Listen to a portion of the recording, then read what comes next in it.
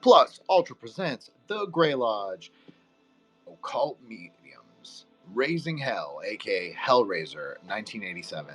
The unfortunate thing was I actually realized that the novella for Hellraiser has a great title, which is called Hellbound Heart, which I probably should have used, but I do like Raising Hell, and it is a clever little wordplay, which you all know I like.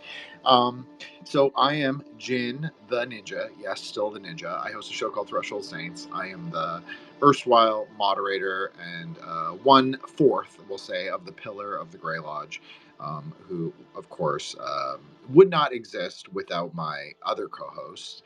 We'll shout out the ones that are here, and then we'll shout out the ones that aren't here. So first of all, we have Dr. William Birkin, Joshua the Branch, my brother in podcasting, and just an all-around great dude. The Unk, we call him the Grandpa, so he's the Grandpa of the Lodge. And, of course, he is my little brother technically, but he is my equal in every other aspect. So, thank you, Matt Murrah, for helping me so much, for building the lodge for us in the online ways, and for running our socials, our YouTube, of course, and our amazing website, which you built for us at thetruegraylodge.com. TRVE Graylodge.com. So make sure to check it out, and make sure to like and subscribe, because Matt also runs our YouTube channel.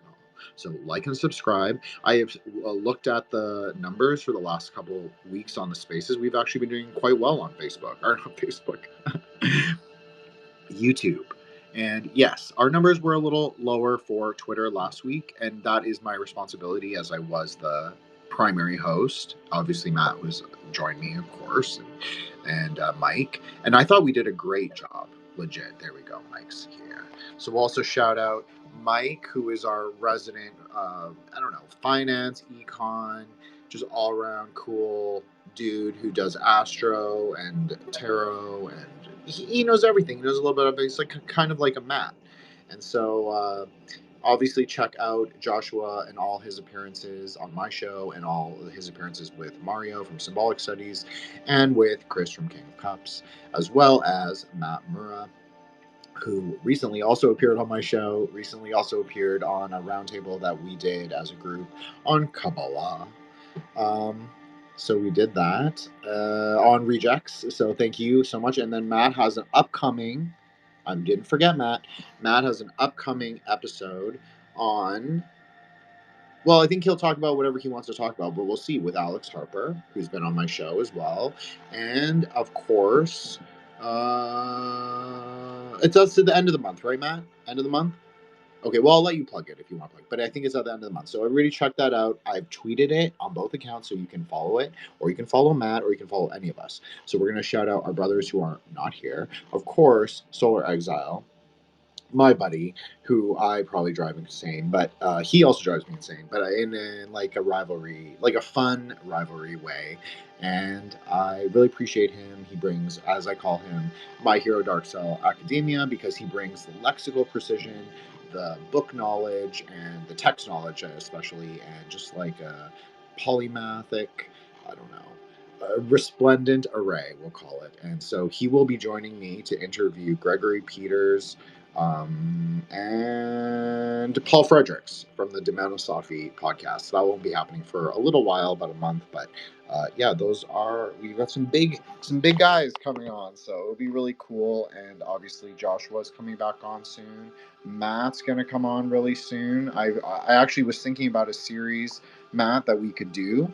Like, someone else asked me to do a series, and I was like, well, why don't I bring Matt to do it, because it kind of makes sense for, like, we both work well in that kind of Kabbalistic mode. So I thought, well, that actually would be maybe interesting to have both of us to like look at something like a different media property. So Mike, I think I don't, man, Seth, my little naga.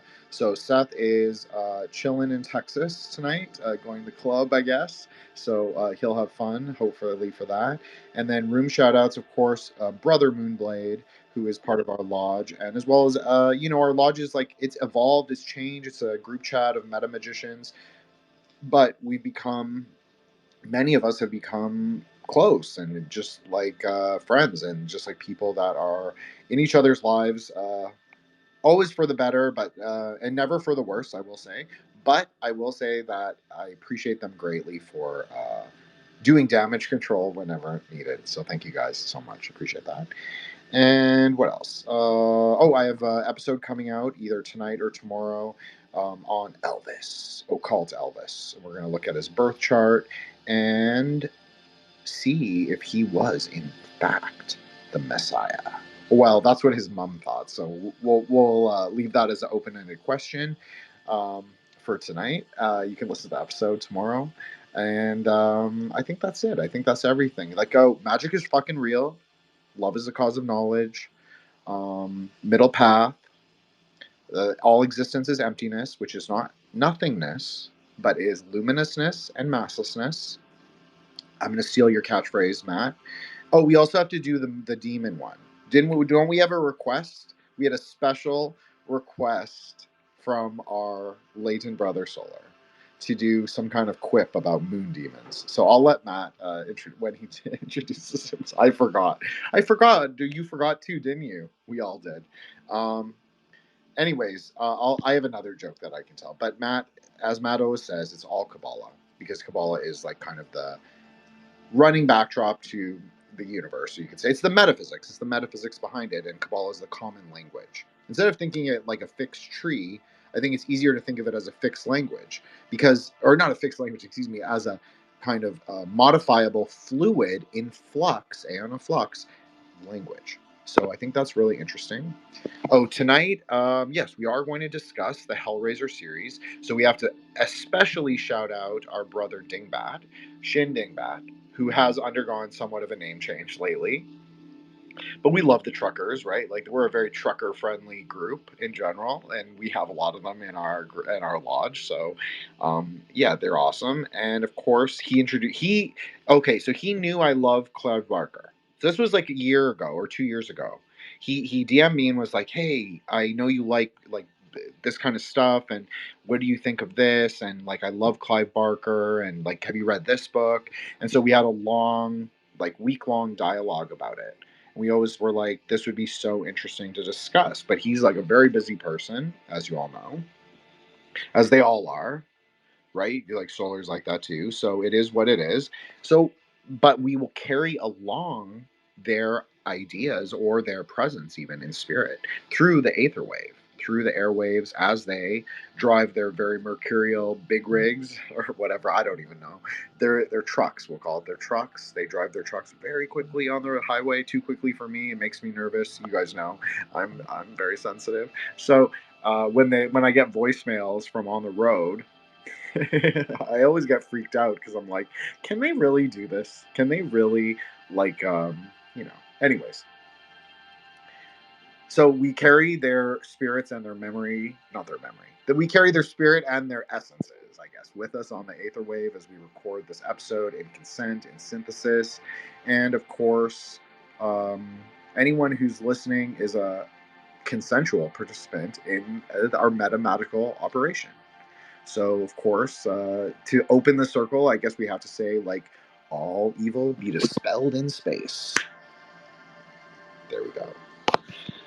Also, we are on the app called X, which is the 10 and the 11.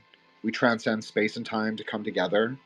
And I hope everybody has a really fun space and, like, good night doing this because I'm really excited to do it, to be honest. Like, sometimes I'm exhausted and I don't really want to, like, come on and, like, do it. But then once we get going, I always feel like, oh, okay, yeah, fuck yeah, I can do it.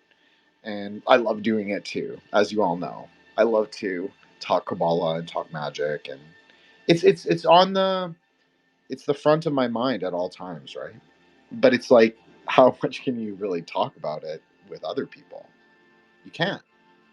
You have to be normie in the world. And so this is my time to be wild. So, yeah, I appreciate it. Thank you guys. Appreciate it very much. And obviously, we're on YouTube, as I said. But we are going to start streaming on YouTube and trying to co-stream on Twitter, not necessarily through Spaces, but through like the streaming thing on StreamYard. So, the nature of our spaces might change, but we, of course, welcome everyone to join us in the YouTube chat or in the Twitter chat, of course, when we do make that transition. And that's not a pun or a joke, because, yeah, I know, Aeon of Psychic Youth, we always joke about this, but the reality is we are Quicksilver surfers in and of ourselves. We don't need to. We are who we are, so we're going to move through the world as that, as fluid, as flux. We're not going to be bound by these preconceptions of like these old things. So we're just going to, rock on, I guess. So that all being said, I'm going to let every brother introduce himself or them. Yeah, himself. And we will continue. I guess, I don't know if Joshua can. Joshua, give me a thumbs up if you can. If you cannot, that's okay. But I'll one of them can do it or I can do it. I guess I kind of did, but okay. So I think Joshua is actually preoccupied at the theater. So I will let the other brothers go. Matt, please go. My right hand man, please go ahead. Yes. Can you hear me well, first of all? Yeah, your mic sounds good. Awesome. To me. Thanks. So, pretty happy to be here again. My God, man. Trials and tribulations the last few weeks, but finally I am here. Metmora 19 on every place that you can find. And if I'm not there yet, sometime I'll be. But yeah, here in the lodge, Jen already said a bunch of stuff, but I'll increase the details. So yeah, we have the lodge website. We have the YouTube, which actually the last episode that we added, or not the last two episodes were the highest in views. That's really nice. I think a lot of because of the occult rejects episode, maybe that people came because we got some subs as well on the same day. But yeah, cracking the views there. So YouTube is pretty cool because it's going to be there for a long time and it's easier to search as well. And obviously there's the link on their websites. So aside from that, there is my website as well, which I have been hinting that it was going to have an update, and it had. So now there's a very cool 2D version of the Tree of Life that I added, which is just the start for some cool things that I want to do with that graphic, which, yeah, not going to spoil it yet, but you can be sure it's going to be cool. So make sure to follow me and the lodge and everyone here. Regarding the demon thing, so actually, I was talking about English gematria, where people, or Kabbalah, English Kabbalah, where people like to, correlate some words very weirdly or forcefully. And well, it actually came to me that there is indeed some sense to the connections that people were trying to make in the words. I don't know if any of you ever heard of what's it called, Phil D. It's like a hidden brother of John D. You ever heard?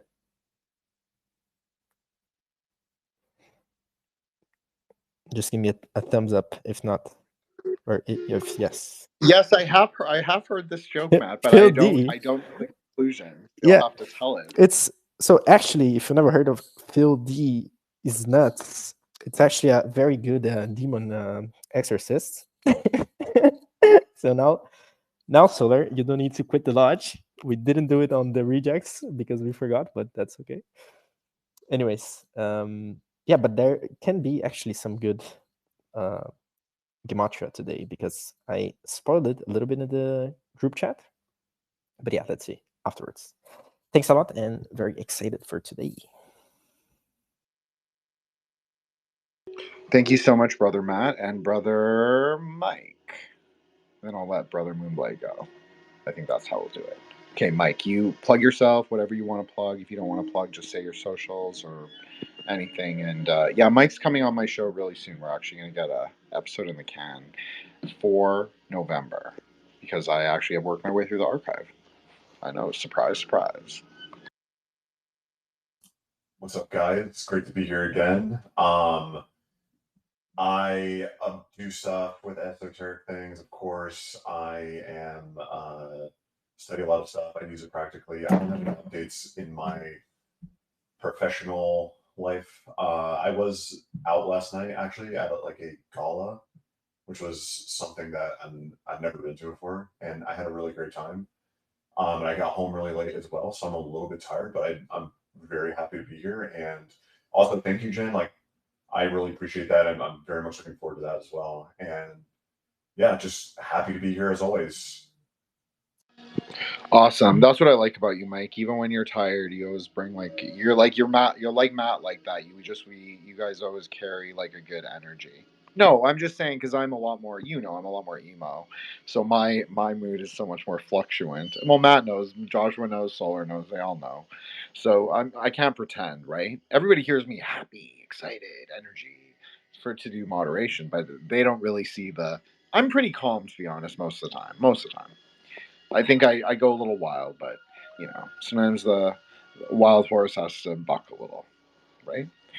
Okay, so Brother Moonblade, do you want to introduce yourself or plug anything? If you don't want to, that's totally okay, but you have the floor. Hello, hello. I really don't have much to plug, and I'll probably be kind of intermittent here, but hello, everybody. I'm Moonblade. You can follow me at Moonblada on Twitter, and that is really all I got. Thank you so much. Appreciate you, and I'm glad that because it's like a lodge of all Hyperboreans, right? Like I've selectively curated it to represent it's like such a mixture. It's like we have wingnuts, we've got esoteric bros, we have dharma bros, we have Hyperboreans, we have our couple dakinis in the lodge. So it just is it's just as an eclectic mix of people, and we're kind of the I don't want to call us leftovers. Hello, Al. Appreciate you on the timeline and all the support.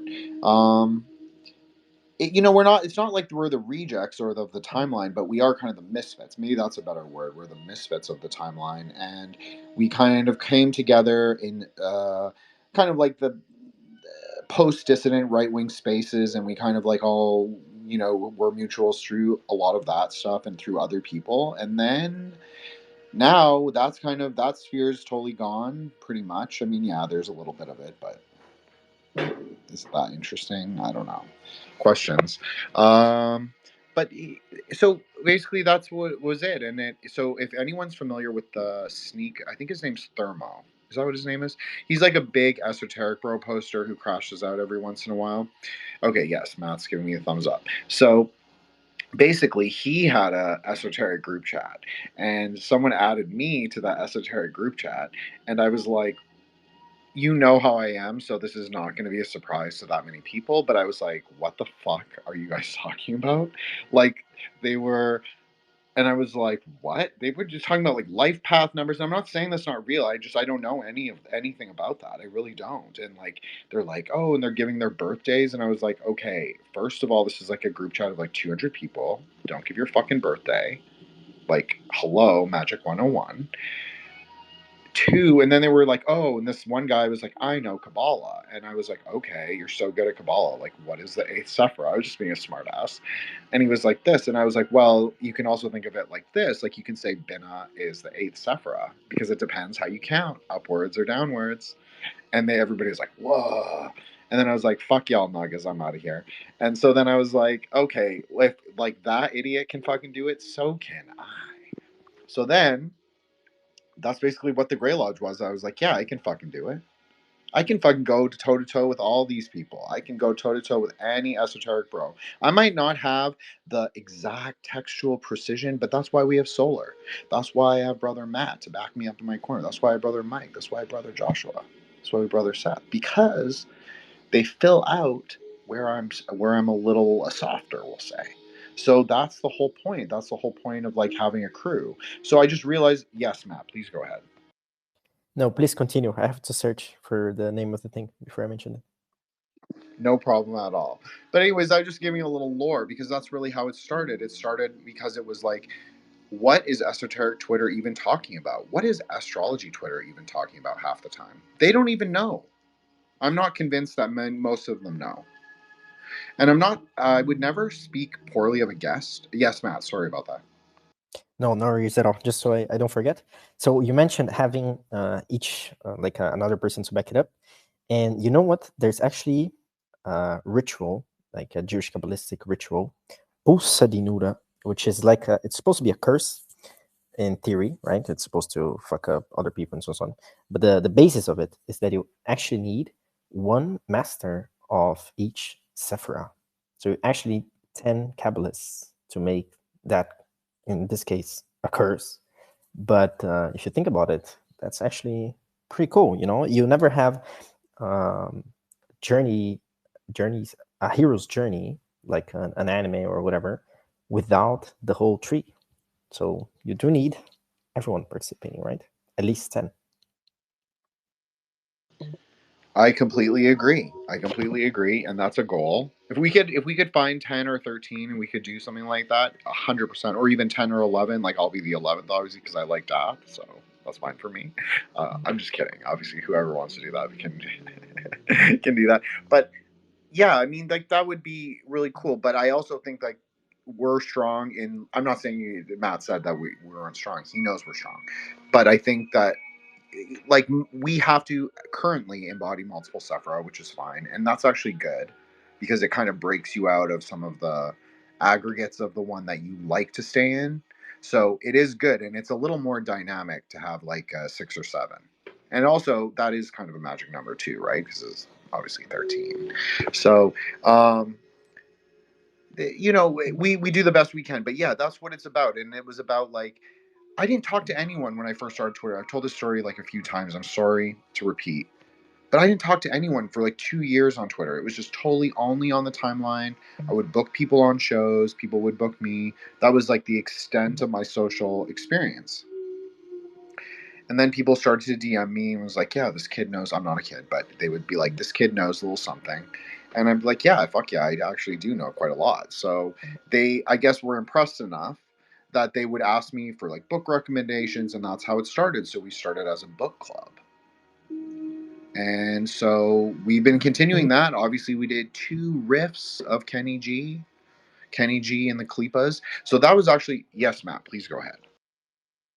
Yeah, just noting that now that we are on sync with the spaces on YouTube, I also have the previous, like the older spaces that I can add.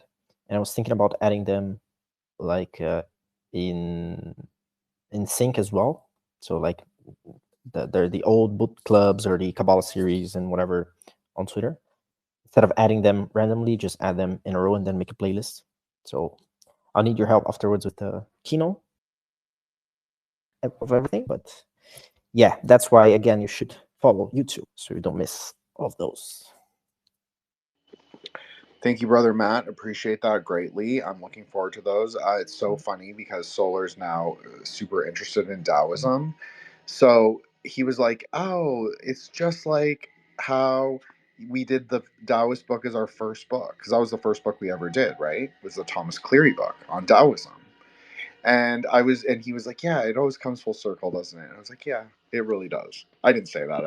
I'm way cooler than that in DM, but as you all know. So, but it is kind of interesting that like it does come full circle, and like, and we actually have done films before. We actually did Summer Wars.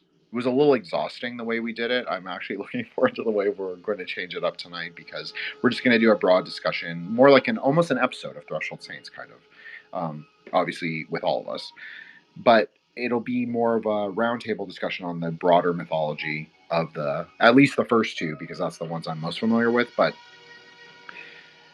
you know, it is interesting because how like October was when I started doing I can't remember if I started Aeon of the Daughter in October, but I believe that might be true.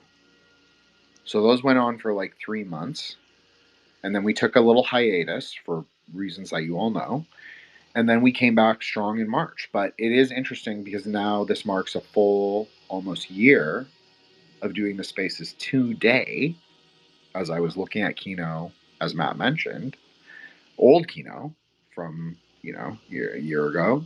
So it is incredible. It is kind of incredible. And then we have like Matt has been there from almost the beginning. Solar was there from the beginning, and Joshua has been there for a lot of it. Like I consider Joshua like a founding member, but it is like he did come a little later, but really not, because I was already aware of him and who he was, and we had other connections, like other mutuals. So, you know, it we kind of built something together, and it is cool that we're on YouTube now and that we have a show. And like Matt's saying, it's an archive. It's an archive of all our Kabbalistic work, all of our astrological work, all of our metamagical ideas, all of our metapolitical ideas, even though we don't talk about metapolitics that often anymore. I still think it's interesting. But it's all of that. And like, yeah, and people do know who the fuck we are now. Like major people have DM'd me and been like, what you guys are doing is interesting. I know I'll get made fun of later. I won't say by whom, but you can guess. Uh, the there's like what you're doing is really dynamic. Is really good. I actually thought was the adjective. It was good. It was like these are all really good things that you're talking about. Like this Aeon of the Daughter, this Kabbalah, all this ideas that you're trying to sort of like break the klippoths. Because I agree with what Solar said, and it hit me really hard when he said it in the Kenny G episodes. He was like, yeah, he believes we're in the klippoths. And I guess I've always known that we are, but I always try and posit it as like the garden and the carnal ground, because that is also true. And it's so funny because it comes back to that thing that Matt always says. Every time we pick a topic, it seems to correlate to other things that we've discussed very recently and other Kabbalah and certain Kabbalistic ideas that we've discussed. So this movie is about the fucking klippoths. It's about the tunnels.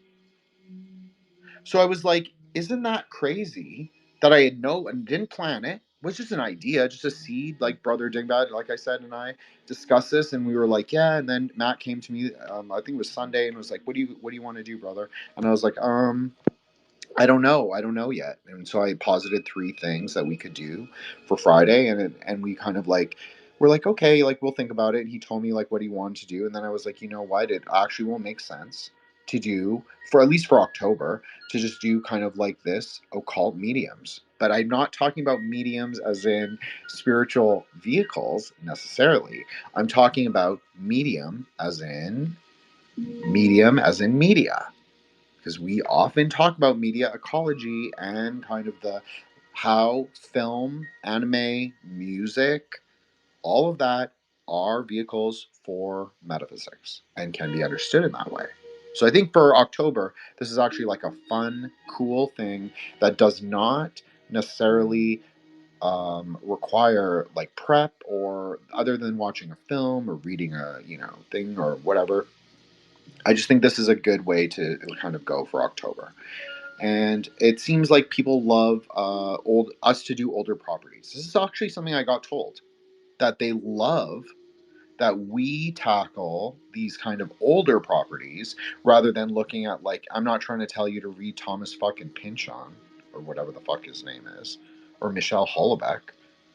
Like, I'm going to tell you, okay, so as you all know, I'm not a francophone per se, but kind of. I'm francophone adjacent, we'll say. So Michelle Houellebecq was considered old-fashioned when I was like a young undergrad. Like that was considered like old churn shit back then. So the idea that some right-wing account is telling you to like think that is like the pinnacle of philosophy or French continental thinking, no. We're actually doing more. I think we do more interesting things. But I also, of course, appreciate I appreciate texts, and I'm a little bit of a medievalist, as many of you know, because I practice Tantra and Buddhism. But in fact, it makes me quite capable in a way to discuss broader metaphysics and esoterica like Hellraiser, because the whole thing is about carnal desire. The entire film is the whole trilogy. I mean, saying every single one, the good ones and the bad ones. Obviously, I prefer the first 2 because they're more OG, they're more classic, they're more like Clive Barker. It's like true Kino. The other ones are just they're fine, they're fun, And I haven't seen the new one. Just I think I said that, but I really haven't. So you can read them very easily. And I think that Clive Barker would not even disagree that there are non-dual themes, that there are Buddhist themes even. I'm not saying that he's a Buddhist. I'm saying that the idea of the cenobites and the box, I mean, the box is very, I'm sure Matt will have a lot to say on this, but the box is very Merkaba. Like, it is a Merkaba. But it's also a Keela. That's what's so fucking cool about it. It can transform. I know this doesn't happen until the second film, but she transforms it into a knife or a peg. A demon killing peg, just like we use in Buddhism. Isn't that crazy? So he obviously was aware of it. And he obviously understood that there are elements of the Merkaba, of these Kabbalistic ideas, that do match. So I'm obviously not crazy. I'm not as crazy as I say.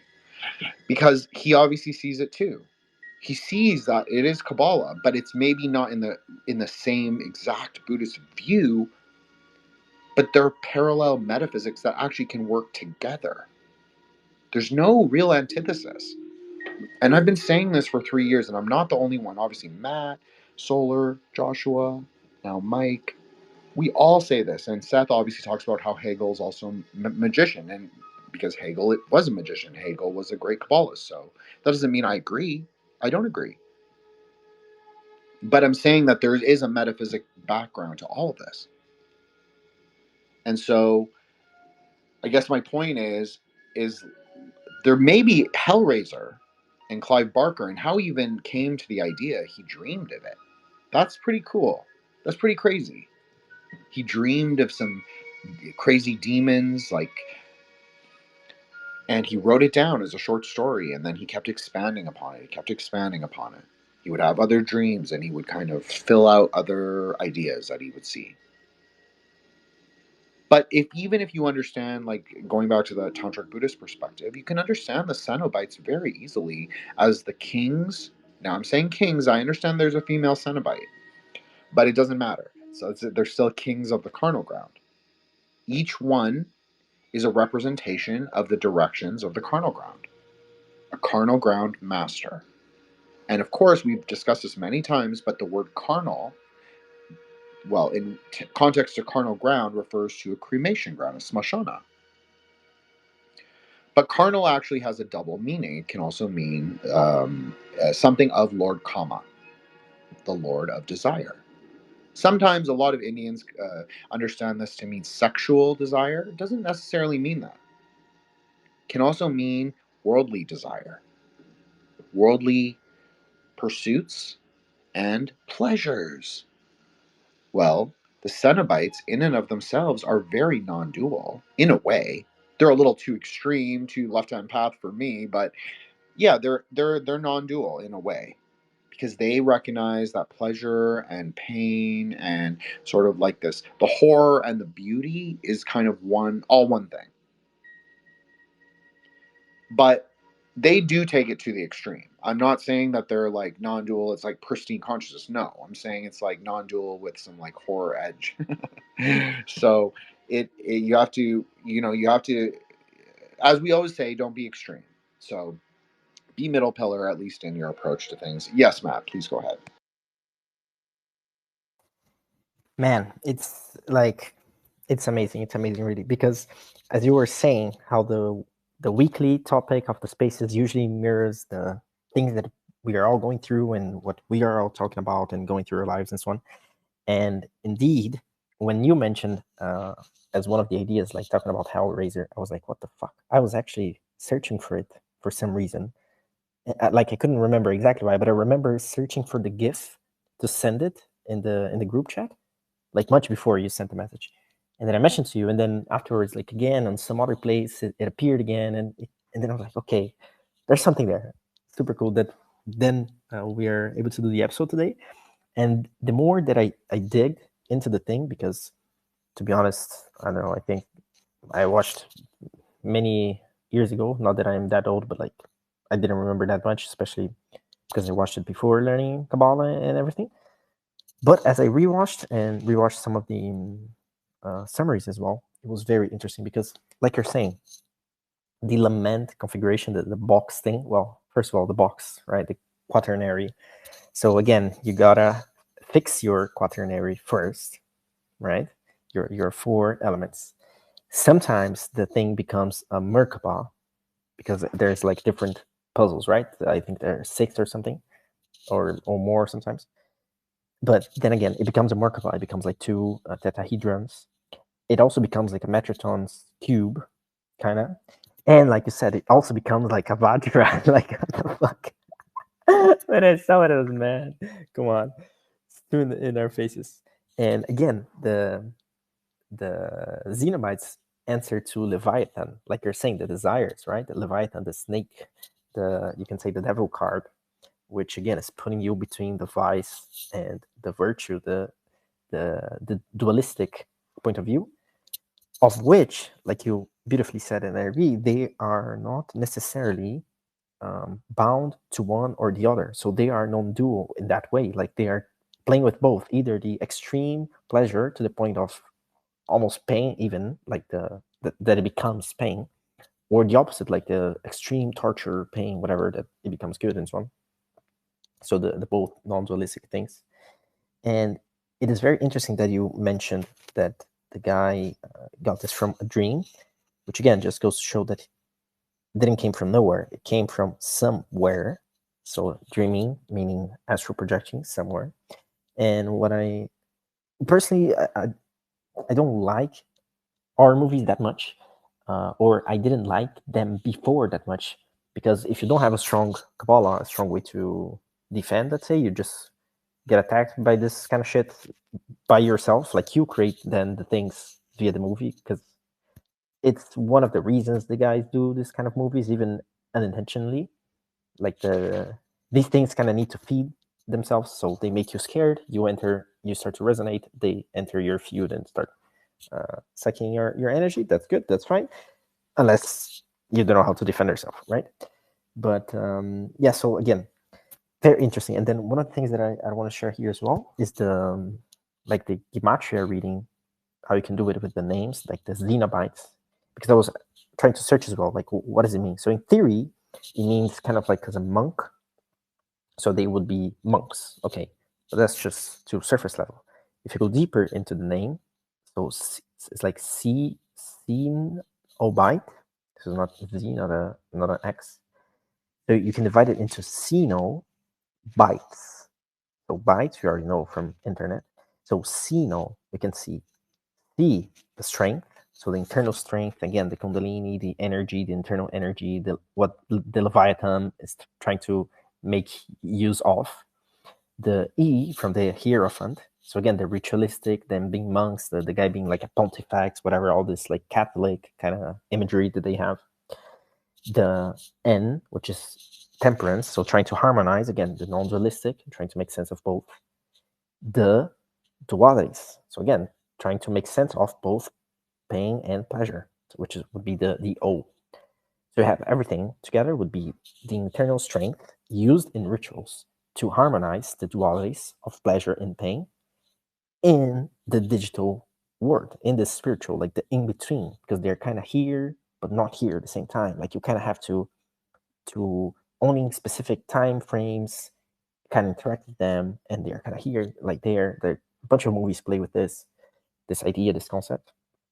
And also the fact that when in the movie some of the people die, they will go to this quote unquote hell space, to this other place, because they're still fixed in those ideas. They're still in that kind of programming, right?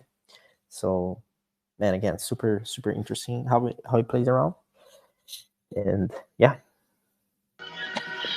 Thank you so much, Matt. That was so many great observations. Obviously, everybody knows that you always make the best ones, and I have to kind of pick the ones that I think I can encapsulate in a few minutes. Leviathan, great observation. Totally forgot about it, even though I just watched the first one like an hour ago. It's not in the first one; it's in the second one. But yes, of course, they name they name the demon who is the abyssal realm, the ruler of the abyssal realm. So they name who it is. So it's Leviathan, which is also very interesting. Kenny G, if you go listen to those spaces, it'll make total sense. Tunnels of Set. Of course, the Great Dragon, right? It's his burrowings. That's the tunnel. The desire burrows into the earth deeper and deeper and deeper. Because he cannot face sort of the non-duality of um, formless existence. And so that's also something interesting, because the deeper into the tunnels you end up going in the second film, the more horrific, the more terrifying it is, but it also becomes more about your mind. So I think that also goes along to say about his influences. Maybe not influences, but maybe these are just greater metaphysical themes. But you could say that there are Buddhist elements because of that. Because the mind plays a big part in why the girls are not attacked, especially in the second film, but also in the first film. And it's an interesting choice to, of course, I have to bring this up. I apologize in advance. But the novella, Kirsty is not his daughter. Kirsty is just a friend from like an English girl who's like in love with the married husband, but nothing's ever happened. She's just a friend of his. In the film, which Clive Barker also directed and wrote, he wrote Kirsty as a daughter. She doesn't have a boyfriend necessarily. She does, but he's not really in the picture until the very end. So in many ways, she is kind of the final girl, but she's also not the final girl. She's much more of that. I know. Aeonic idea. She is. She is the Aeon of the daughter, like in both films. She both solves the puzzle. She summons the demons, right? She does exactly like it's very Chibi-Yusa. She like gets a little fixated with this puzzle, with this like mind control, summons them, makes a deal with them, and then what does she do? She breaks the Klippa by sending them all back. And in the film, you can even watch as the house falls apart, the literal physical shell, the husk, collapsing in on itself. What is a better metaphor? That is like a perfect metaphor. That is the princess of breaking fucking Klippas. Like, that's it. So, the second film adds in a second daughter. If you've listened to the Aeonic series or not, or just heard me reference it in passing, you will know that there are 3 Aeons. So it makes very much sense that there would be a second daughter in the second film. And so I want to shout out Brother Dingbat again, because he and Matt were discussing this in the chat about how, and I think Joshua as well, the cenobites is established canon that they do not go after innocent people. So although Kirsty's not necessarily innocent or pristine, because we don't know that much about her, just that her dad moved to England and she has this evil stepmother, many things I can relate to. Not moving to England, obviously, but maybe other things. But so basically, we don't really know that much about her. So we kind of have to figure out. It's not really about her as a person or her as a character. It's really about she's the vehicle for the whole story to be told. Like, yes, there's this other story that is very important, where the stepmother is like sacrificing men, picking them up at this bar, the hotel bar, very sleazy, and is sacrificing them to her now deceased cenobite lover Frank, and how Frank has this like fixation on Kirsty, which is also very Aeon of the daughter, very Puranic, very much like Lord Daksha, right? The husk of God with a goat's head. Interestingly, he lusts after Shakti, he lusts after his own daughter. It's a Puranic story. And so because of this transgression, she actually jumps into the cremation fire. But if you remember, or you've heard me say it, like the Aeon of the daughter is in the heatless fire. But that's literally what happens to Kirsty.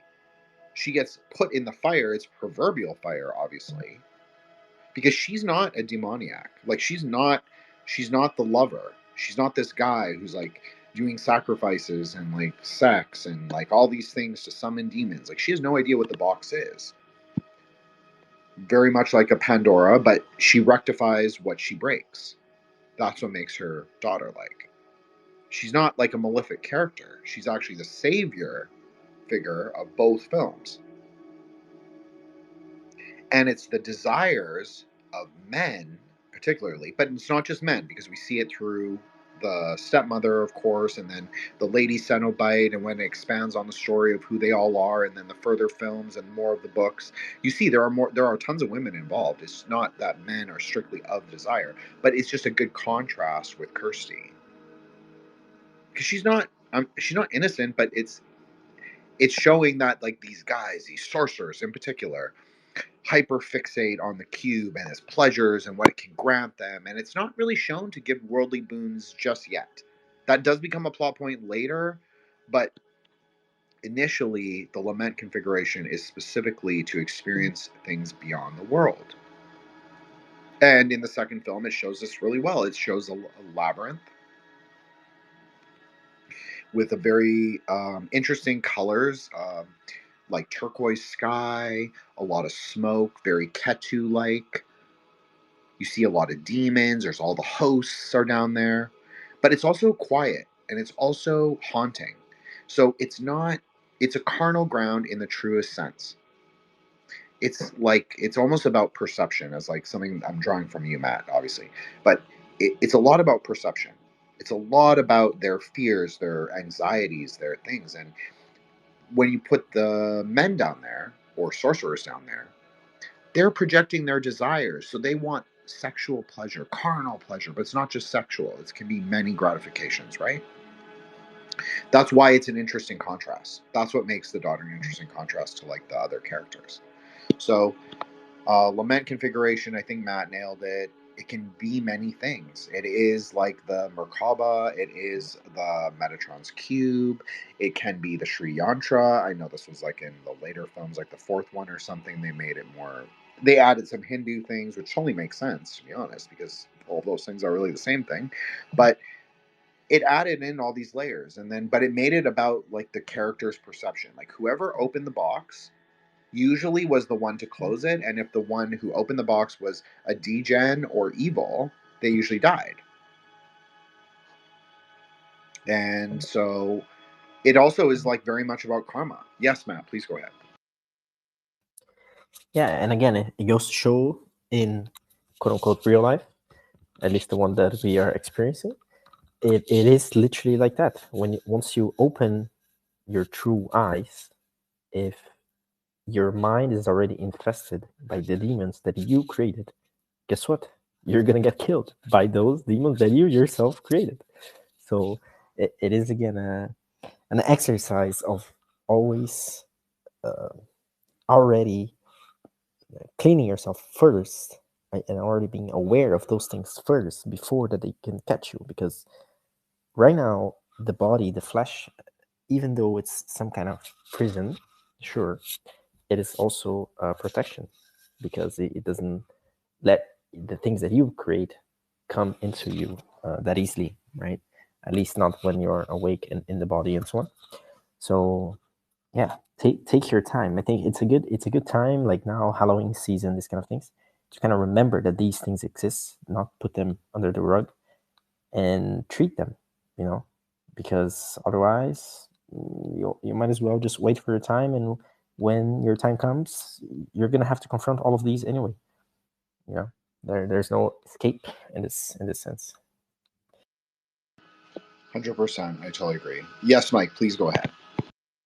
Sure. So I haven't watched Hellraiser, and it's really fascinating listening to you, Jin, and hearing you talk about the like connection to just a lot of different spiritual topics. It's just made me want to bring up like something that I've commonly seen when I've watched a lot of different films as well.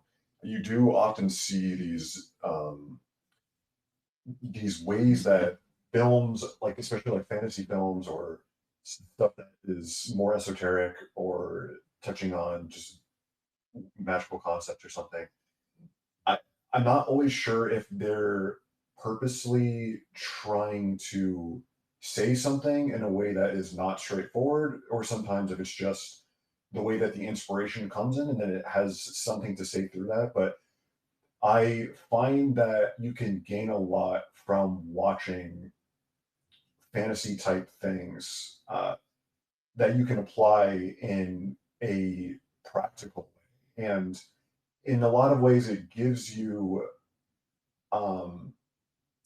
just inspiration, and like it's just a way of like communicating information that can kind of like bypass like the like normie barrier without like triggering people. And I just find that like hearing you talk about that, Jen, it is very interesting because there's a lot of parallels to things that may are kind of true about the world, and whether he knew that, like, or whether it was just the way the inspiration came in, he's getting it through his dreams. I'm not sure, but it's very fascinating to speculate on. I'll be really quick because I know Brother Moonblade wants to go, and Matt as well. My thesis is that all, like, the media that I would pick to do an episode on or to discuss it like this, Mike, I think that's all great points that you made. But anything that I would pick, I'm not saying that my discernment's perfect or anything, but I think the properties that I'm particularly fascinated with are all hermeneutics. I think they're all magical. I think Clive Barker's a fucking wizard if you want the truth. I think he talks about metaphysics. I think that he understands metaphysics. Now, is he intentionally putting it in the story? I don't know. But I'll tell you from my much smaller perspective is that now that I've gotten to be like more of like a true whatever I am, sorcerer, you call it, magician, I do add metaphysics to like things I write. So I assume that he also must do that. I mean, that's what sort of the basis for some of our spaces have been, is like this idea of parafiction and meta fiction and kind of like remixing both traditional and like contemporary ideas of magic and into these kind of more normie friendly vehicles or vessels, and sort of letting them discern like what is the truth and what is not. So I find this movie, I know people are gonna be like, what, Hellraiser? Yeah, I actually think Hellraiser is a great film, and I'm not a horror movie person. I'm like Matt. Like I'm like, I'm not scared, but I'm not I'm not necessarily attracted to it. But this movie I am and it's very gory, and I'm not really into that in the horror sense. Like, I'll watch it for a samurai film, whatever, but like I don't really want to watch like horror things like with demons and like gore. But what is cool about it is that it resolves it, because it's not told through someone who's fixating on the horror. She's horrified. She's horrified, so the audience also gets to be horrified. You're not transfixed by it. Yes, it's on screen. In some ways, it's fetishized. Of course, you can make that argument. But it's also like you don't really know what's going to happen. You don't really know. It doesn't set it up where, oh, she's going to be the victorious hero. It's kind of like this princess in hell, or this young girl lost in hell, and she's trapped by demons, and what happens? It kind of flips the final girl on its head in many ways, because she makes a compact with the demons, and then she ends up betraying them in the end. So I don't know. Brother Moonblade, please go ahead. I apologize. That was great. To kind of go off of what you were saying and what Mike was saying, I was that just brought to mind. It's like, I would argue that storytelling as an art, and this really applies to all art, I think, but storytelling is one of those things that's just sort of like a deeply rooted human thing. I don't know how else to put it, right? It just like well, it's myth making, I guess is what I'm trying to say. It's myth making, and it's retelling a lot of the same myths over and over. It's like the hero with a thousand faces thing, right? But I would argue, right, that the barrier between art, magic, and science is all actually pretty thin.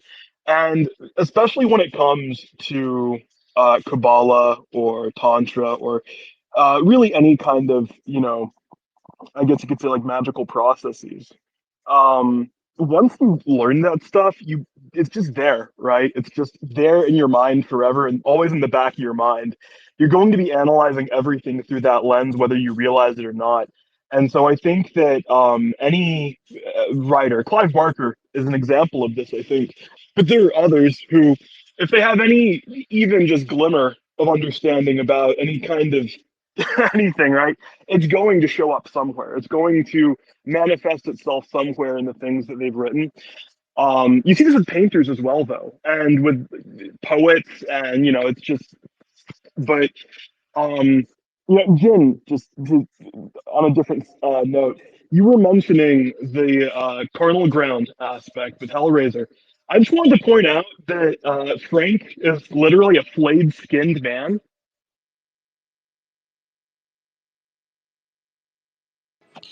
Yeah, that's a really interesting. I'm gonna come back to that. I'm gonna let Matt go and then Mike go, but I'm gonna come back to that, Brother Moonblade. I heard you loud and clear. I think this is a really interesting.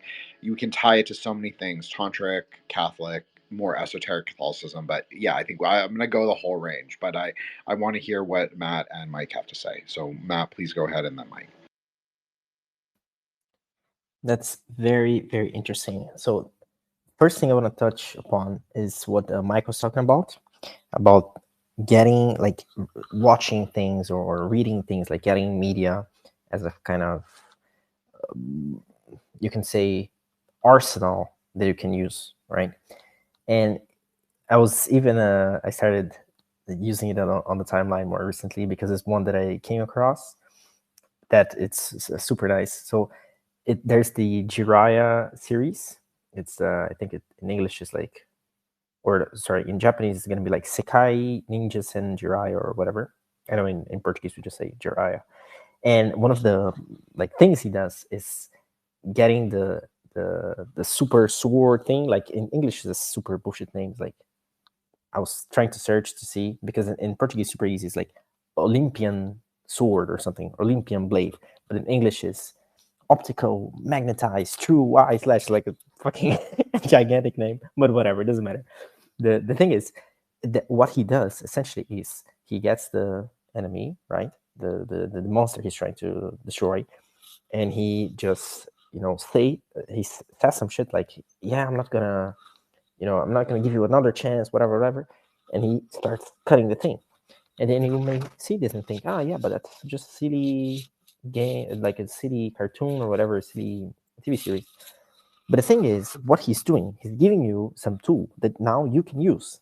So now, next time you go watch an horror movie like Hellraiser, and the fucking pinhead comes into your dreams or whatever, into your normal life, you can act just like Jiraiya and fucking cut that motherfucker down 1,000 times, literally, and it's gonna work. That's the thing. It's gonna work. That's just how reality goes. Like the brain is kind of like a little machine that transforms energy, like radiant energy, you can say, like ephemeral energy, into condensed energy. So Keter into Malkut, and the opposite way as well. So it transforms condensed energy into radiant energy. So lightning path, serpent's path. And how it does this is like Moonblade was talking about, just through stories. So the first thing that you need when you're doing the lightning path is a story. You need a story. There's no other way to make something real. You need first a story. The story, then we start to apply more things to it, like the five senses. We start to amplify that story through art and so on, so on, until it comes to our body. But the thing is, if you don't stop or don't change the story, you're gonna keep repeating the same stuff over and over and over and over and over and over. And again, that's what I was talking about, and Jin touched upon again, the why I don't necessarily like that much of like watching horror movies, because if you don't pay attention, then those stories are just gonna get into you, and that's like what you're gonna get fixated on. Those stories that maybe are not the greatest. Let's say, I don't know about you, but I wouldn't like to be visited by demons and with fucking pins in their heads. Like, why would I want that? It's a cool learning exercise, but about things that can exist, but it's not something that I want to keep repeating, right? So if you don't understand it, then again, you cannot change it. And also why it's not that interesting to do the serpent's path, like rising the Kundalini or whatever you want to call it, because when you do this, then you are destroying the stories. But if you don't know how to put something there, then you're just left with nothing. And that's a freaking dark place, man, to be. You need a way to put other stories. Otherwise, again, you're just left with nothing. Like, imagine being a normie, and then all of a sudden, like, that's what people talk about on the timeline, about being one-shotted by ayahuasca. Like, sorry, that's a skill issue. It's not about the thing. But yeah, somebody should be there with that person to prevent them from doing the thing if they don't have a way to come back. Otherwise, that's what's gonna happen. You're gonna get blank stated, and game over. Until you somehow try to come back if someone helps you, whatever. So it is really, quote unquote, that simple. It's all just stories, and it just happens that Kabbalah is the way that those stories get created, and that you can kind of compare to see if the story that you are trying to create makes sense or not, or how balanced it is, and so on. So very, very nice.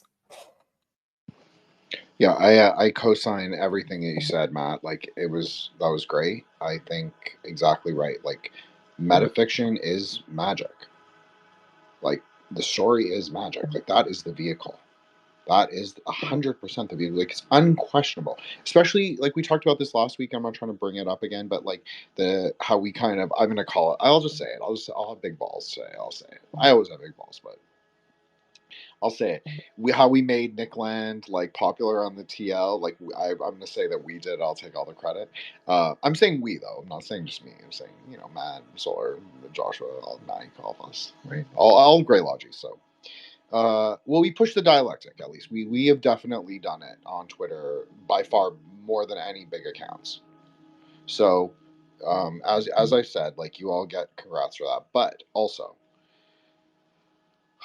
like look, it's all different stories of how Kabbalah should be, how the tree should look, how the path should look. And it's like Matt said it perfectly.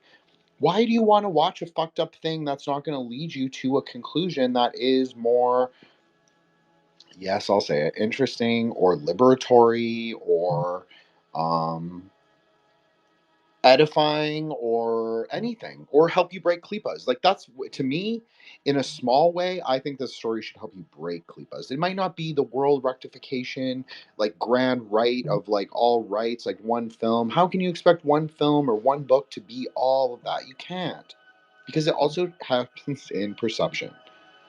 But you can also say that everything that you do consume, if you're going to be a consumer, as I know the kids like to say on Twitter, you have to consume things that are actually going to be edifying, that are going to be useful, pragmatic.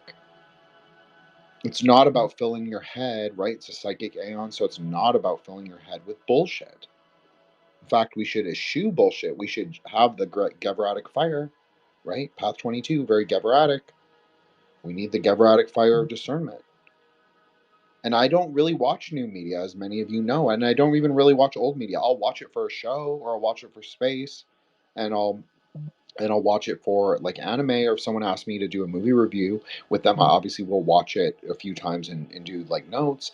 But in general, I like music. I think that that's been my thing since we started doing Grey Lodge. Is like I've been into music and just listening to things, and even different podcasts. Like I've been listening to a lot of book podcasts lately because I'm like mutuals with a lot of those people, like from All Lit Twitter, and I want to like hear what they have to say. And we did get praised in one of them, so good job, Grey Lodge, and Jin, obviously. But you know, the reality is like I want to discuss. I want to be an active participant in like, if you want to call it culture making or media making. I'm more interested in being active. I'm more interested in doing what we're doing right now. I'm more interested in doing like my own show. I'm more interested in like having broader discussions with people who are thinking about metaphysics. I am not as interested as I used to be in just sitting and pandering away watching shows or watching films. And I've never been a show binger. Like I've never been I'm not a TV person. I've never been, but I can eat. Like there were many times where I could like sit and like watch anime for an entire weekend, or like even when I was supposed to be studying or doing something or working or doing something like that. Like yes, there were things I could use to distract myself for sure.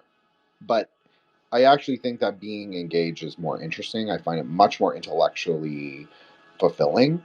And I feel like it's actually spiritually fulfilling, as I've talked about many times, because you often see yourself better in tension, in reflection to other people. And a lot of magicians forget about this because they get, as we've discussed many times, they get lost at Tiferet. and they become egomaniacs. So maybe they take a little detour to Bina. Yes, Mike, please go ahead. I don't want to interrupt you in what you were saying, but there was just so much that between you now and what Matt just said that I wanted to comment on. And you're making so many good points with talking about these, consuming media and just being careful about what you consume. And I think there's so much media at this point. It's really like a labyrinth. And it's a skill, honestly, to navigate the type of content that you consume. I have over 1,000 books on my Goodreads list. I'm never going to read those in my lifetime. I add more Goodreads books to my Goodreads than I'm able to read. Like I'm never going to read all of them.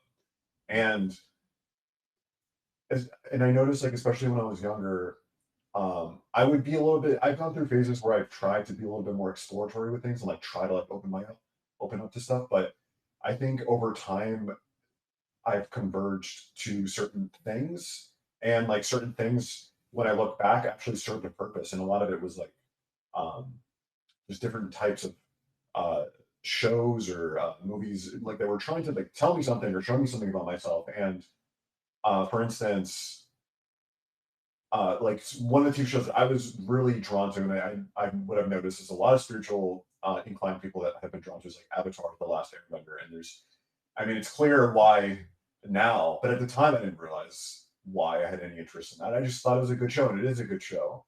And with a lot of these different movies, and like they're trying to convey things, they're trying to like reveal something either about the world or something like within yourself, and it's like a way to like be like, hey, like spirits are like, hey, like this is like pay attention to this, like, and then especially when you look back too, like you can make connections to it. And I found even like with Avatar: The Last Airbender, there's a lot of really like advanced esoteric concepts in there. And one that had surprised me was that I've mentioned before is like Ptolemy's vision of like archetypal, like geographic archetypal elements. So like he divides the world into like 4 elements, and that's literally like the fucking concept of like Avatar: The Last Airbender. And they draw like the borders of the geography and like give it different elements, and like that's literally how it is like in the world, where our world is actually, according to Ptolemy, and it makes a lot of sense that there's different areas that are more concentrated with like a certain like archetypal element. So I don't know. That's just very interesting. And it's like a hard skill, just to, like navigating the labyrinth, like I said. And it's like I really try to pay attention to boredom. And if I'm not interested, like I'm just not even forcing myself. And I'm at a point in my life too, Jim, like where it's hard to. I feel like it's very hard to consume, and sometimes I feel like I just need to relax because I feel like I'm a little bit high strung, and I have a lot of things I want to do, and I'm never going to be able to do them. So I try to do productive things as much as I can, but sometimes like I just have to like force myself to just consume something that is just like entertainment and can just like free my mind. And I like playing video games sometimes, and like I've even gained like information and like knowledge about the world, or like develop my taste like in art and stuff like through like that media. But like sometimes it just like allows you to just like breathe for a second, and that's also like very valuable.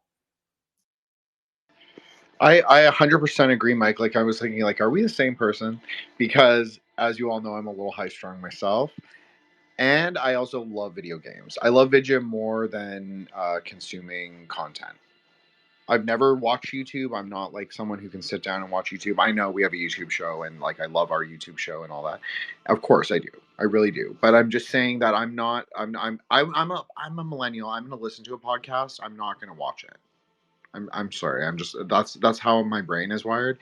But if I'm going to do something more active, it's going to be playing games. And that I think this is also true for Solar, is that we both agree that games are very initiatic, as well as there is something very deeply metaphysical. Obviously, video games are vidya.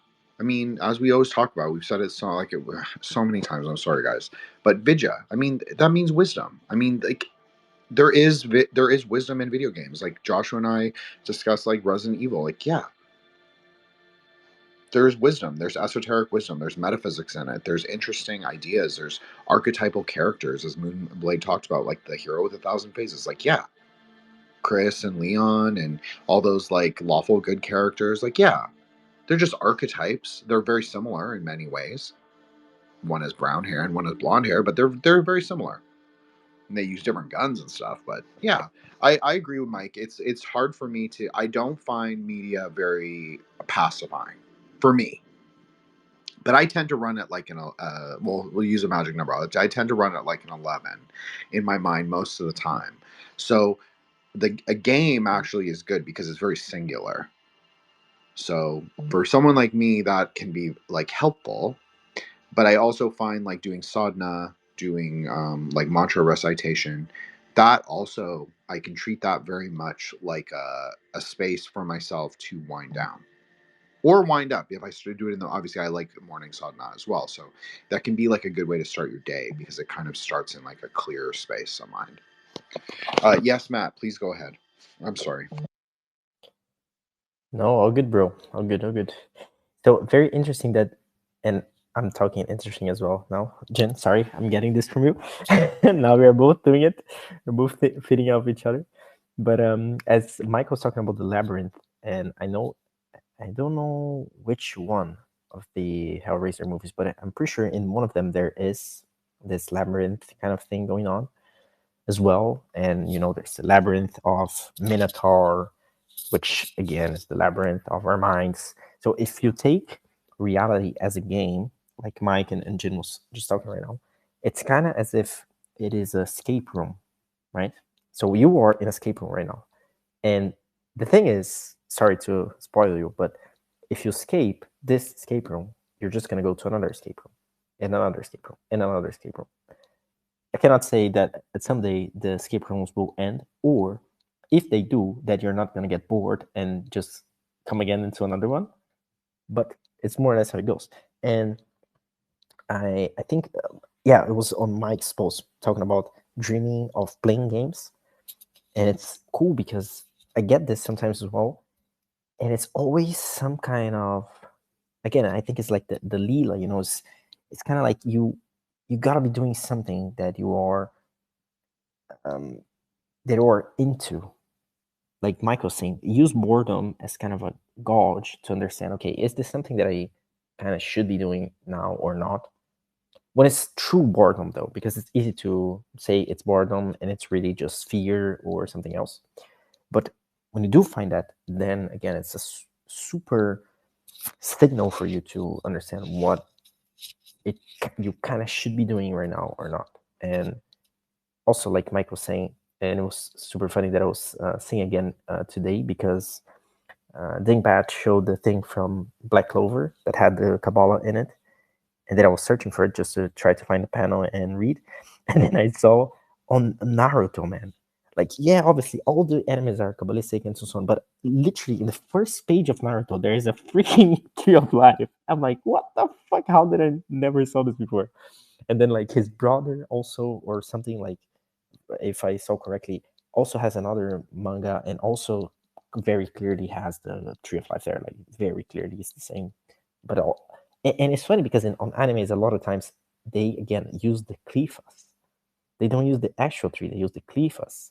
So like Jin was saying as well, like use the stories at least to understand how to break those.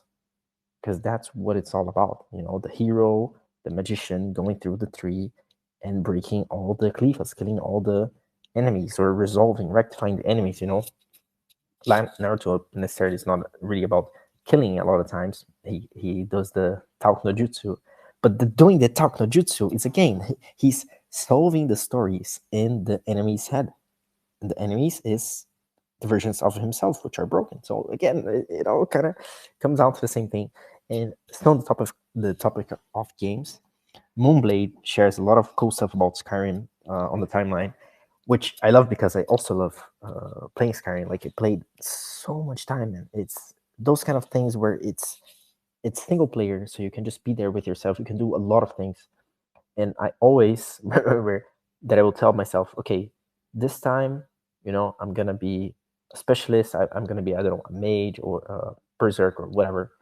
And I would just end up doing everything because it's so freaking cool. Like I couldn't stop myself. I would be in a run, and then I would see a different dagger, and I was like, okay, now I need to be an assassin just to test this shit. And I want to create another character to find it. And it's very much like what we kind of should be doing as well, like being some kind of polymath, understanding different things. There's no need to specialize in the sense of just fixing yourself in one sphere, And we kind of talked about this in the beginning, having 10 people and so on.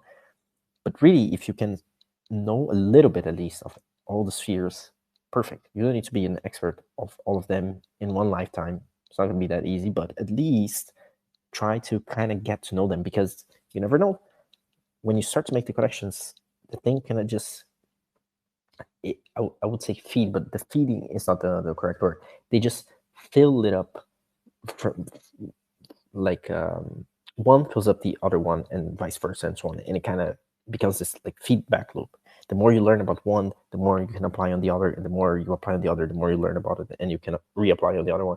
And it goes like that infinitely. I can give an example. If you're not that good on Gevura, on discipline, and you start getting more discipline, because you're getting more discipline, now you can apply more for example, the sharing of Hesed. So now you can play around with those two, and the more you share, the more discipline you need to keep sharing, because the thing got bigger and so on, and it gets super freaking cool. I mean, the more the time passes, it's so funny to see, because the more the time passes, the more that I see that there are things to see in this world, the cooler it is. That's it. It's fun. It's cool. And it should be like that. If it's not, I'll say maybe, yeah, that's not your thing. You want to go different emotions and so on, but it's all right as well. To me, that's what keeps me going. Things should be fun. As you know, Matt, I'm trying to embrace this Zoomer mentality. Thank you so much for saying all of that. I really appreciate it, and great job, all of you, all three of you. I wanna. There's three things I want to really discuss that you all said is Atla.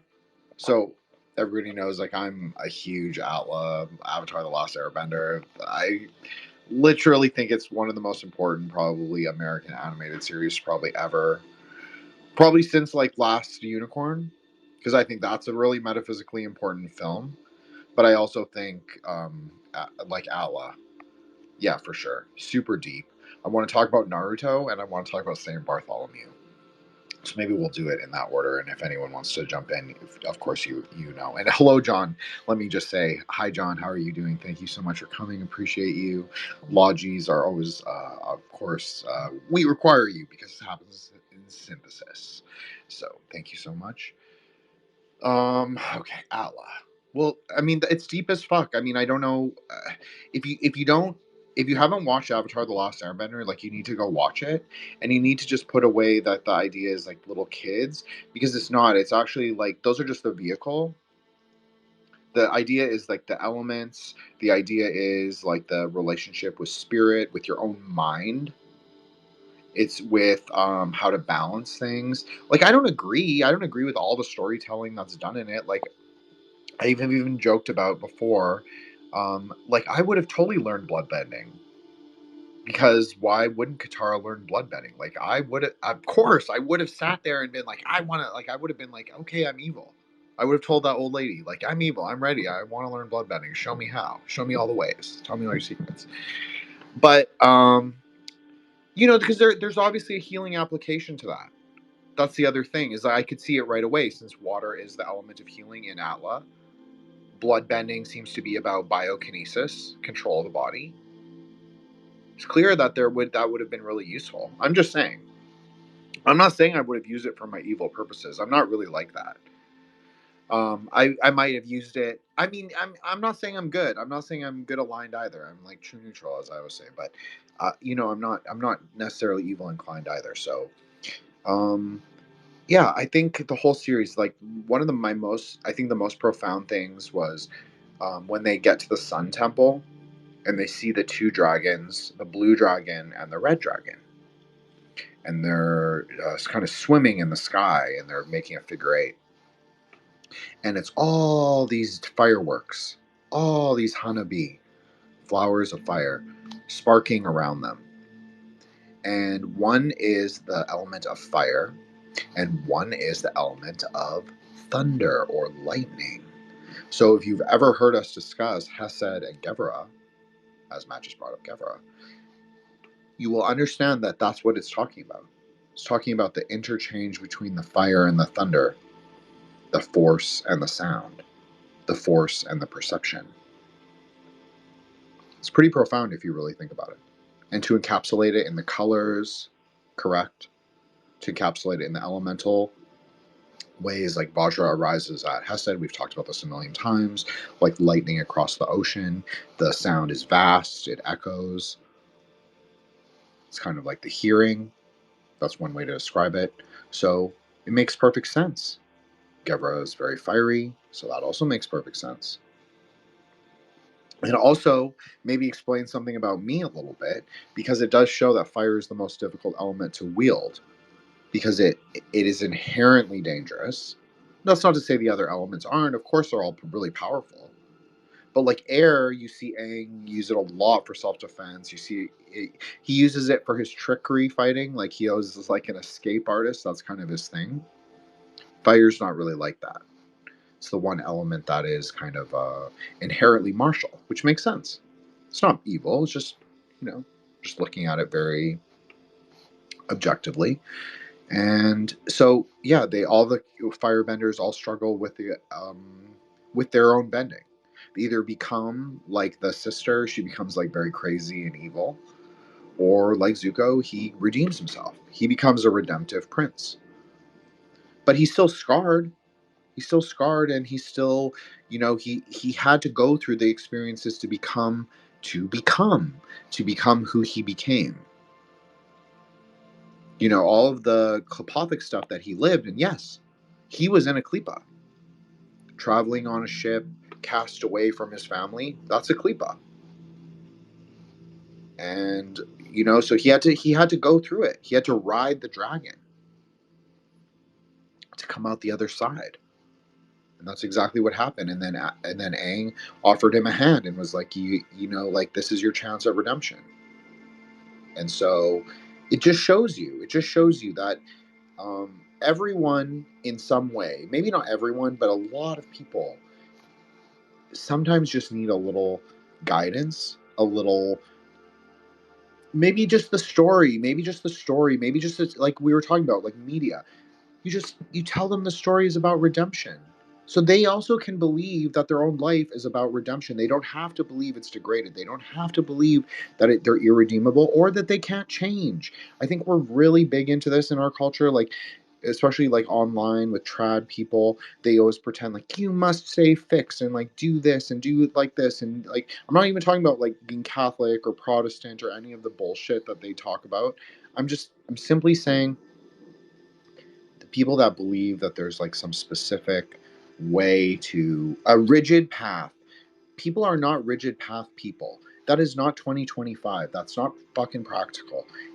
We're crooked path people, especially people who are interested in magic, and there's nothing wrong with that. And you just accept it, and you say, okay, well, I'm going to rectify at points where I can rectify, and I'm going to synthesize at points where I can synthesize.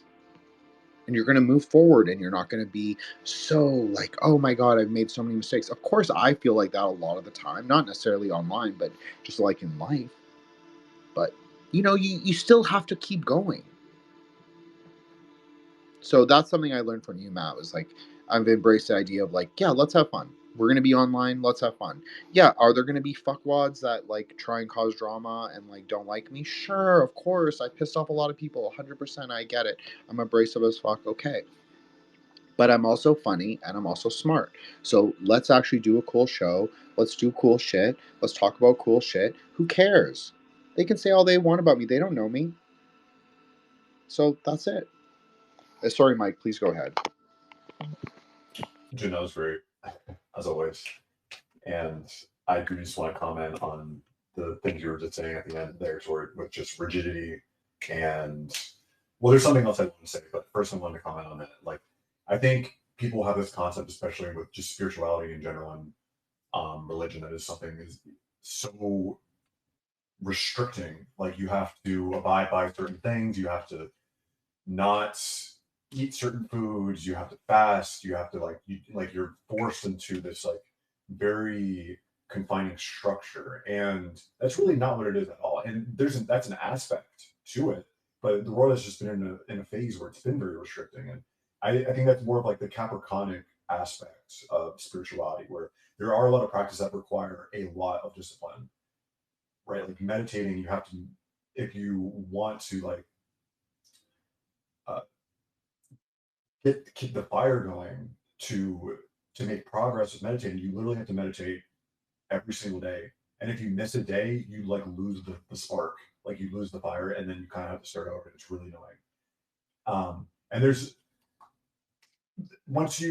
other things with that as well. And I think men in general do better with more structure, whereas like women, you see there's a dichotomy of how women approach spirituality versus how men approach spirituality. Men do better with structure because men don't have the same, and this is not just gender specific, like there's men that are like this too, and there's women that like more structure, but generally speaking, like men do better with structure because they don't have the same aspects that women have, which allow them to like navigate subtler ways.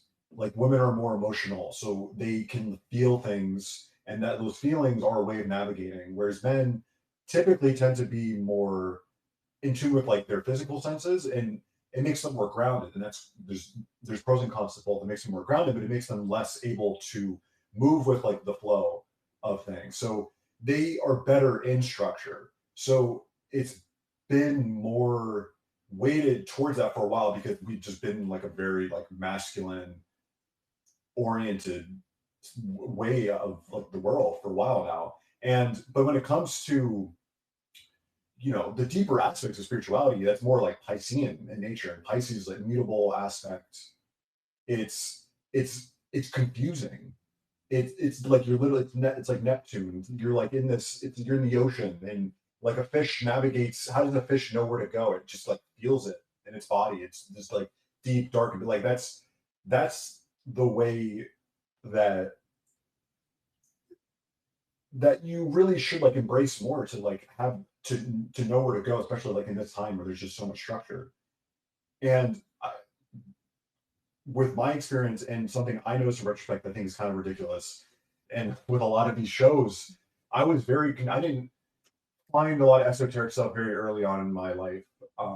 It took me exploring to find stuff. And I remember I was in college and I was just like, I don't know what the fuck to do with my life. I was changing my major so many times, and like I knew there had to be something that I was passionate about. Like I knew that to do something, you shouldn't have to feel like you're forced to do something. Like that didn't seem right to me. But there was literally nothing that I ever found that I was passionate about, and it was driving me crazy. I literally changed my major like 7 times. And I remember at the time I was reading Harry Potter again.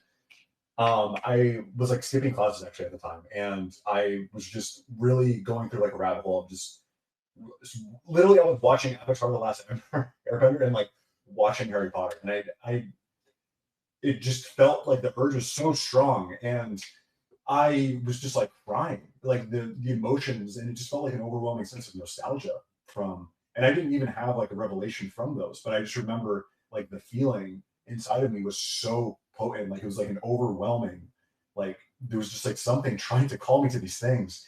And the funny thing too is like I was quite intuitive with certain things, and I didn't realize. I remember just like sitting, not knowing that crystals did anything, and I would always like kind of like fantasize having crystals in a way where I don't even know. I just wanted crystals. I was like, they don't.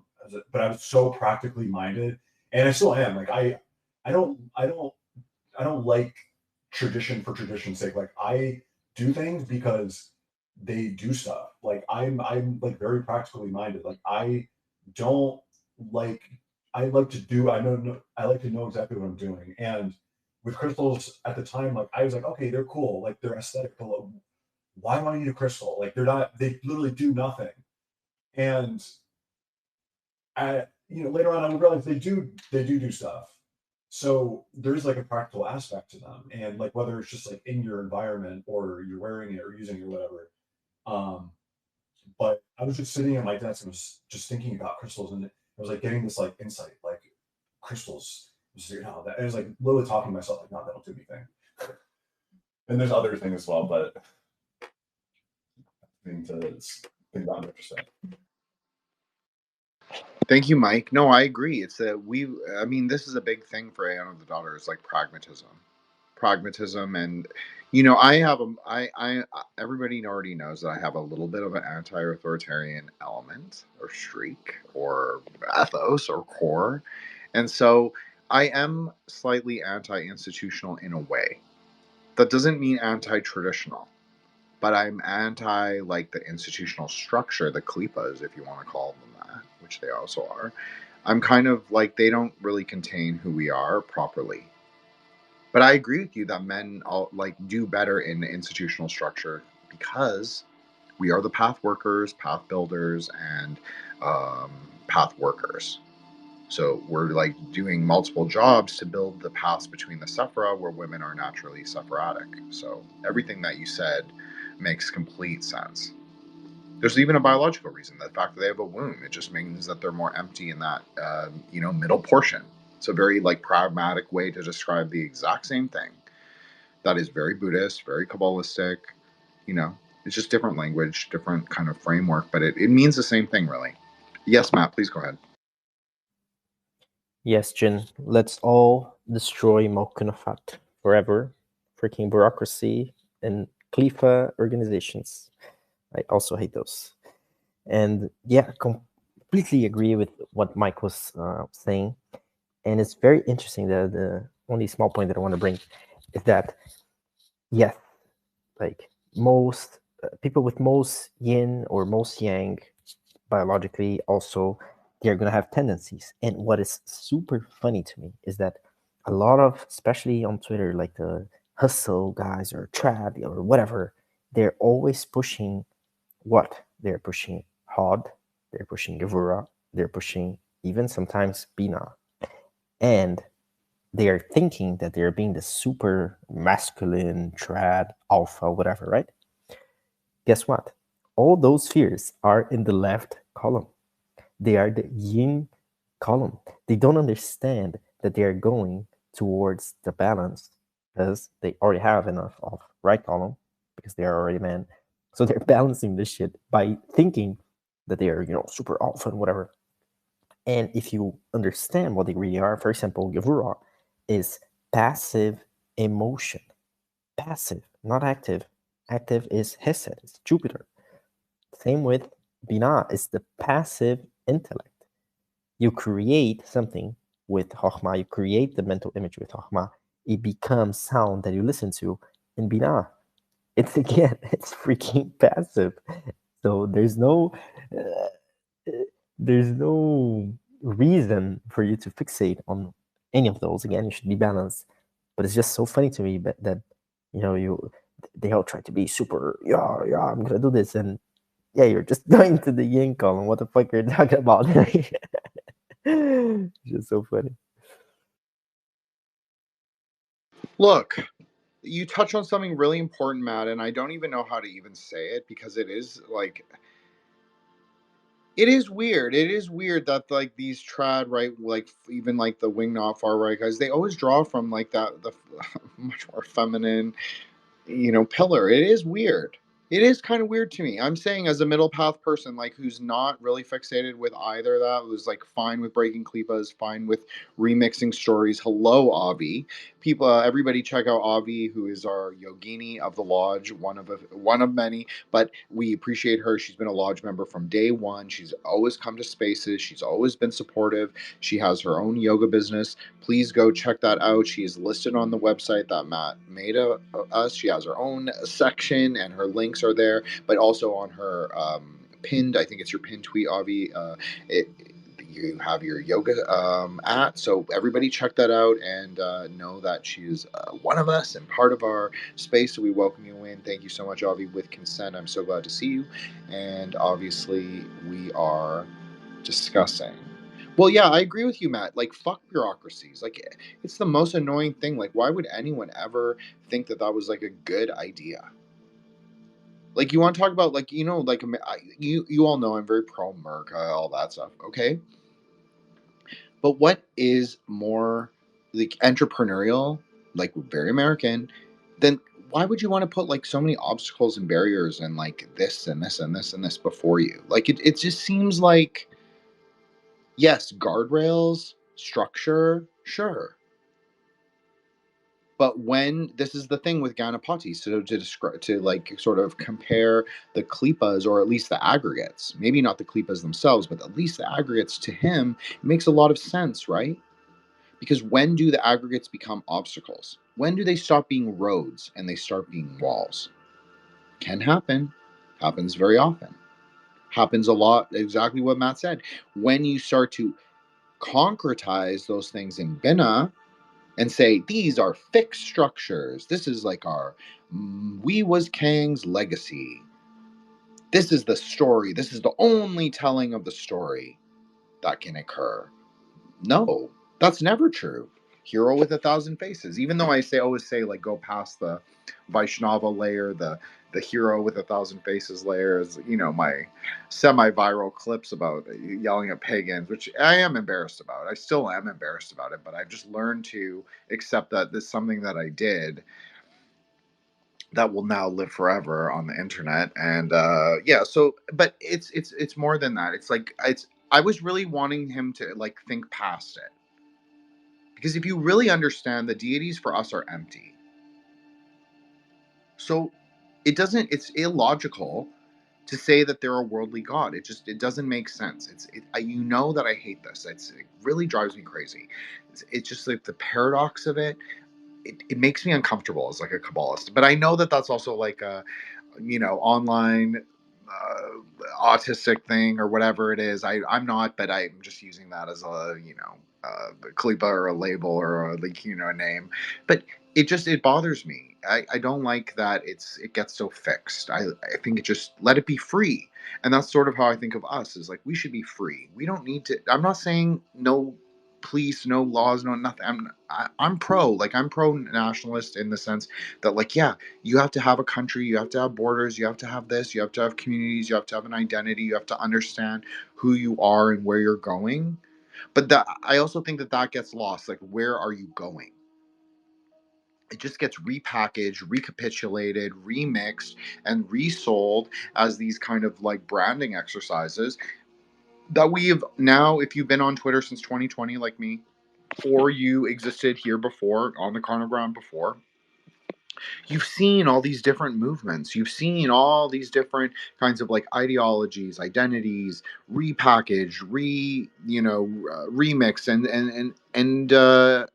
infiltrating your timeline, telling you maybe you're more like this. Maybe you belong with these people.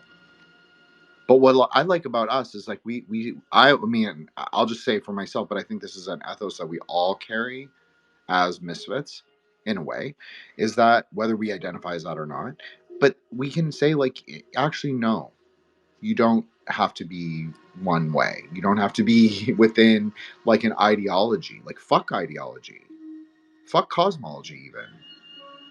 Like, ontology is where it's at.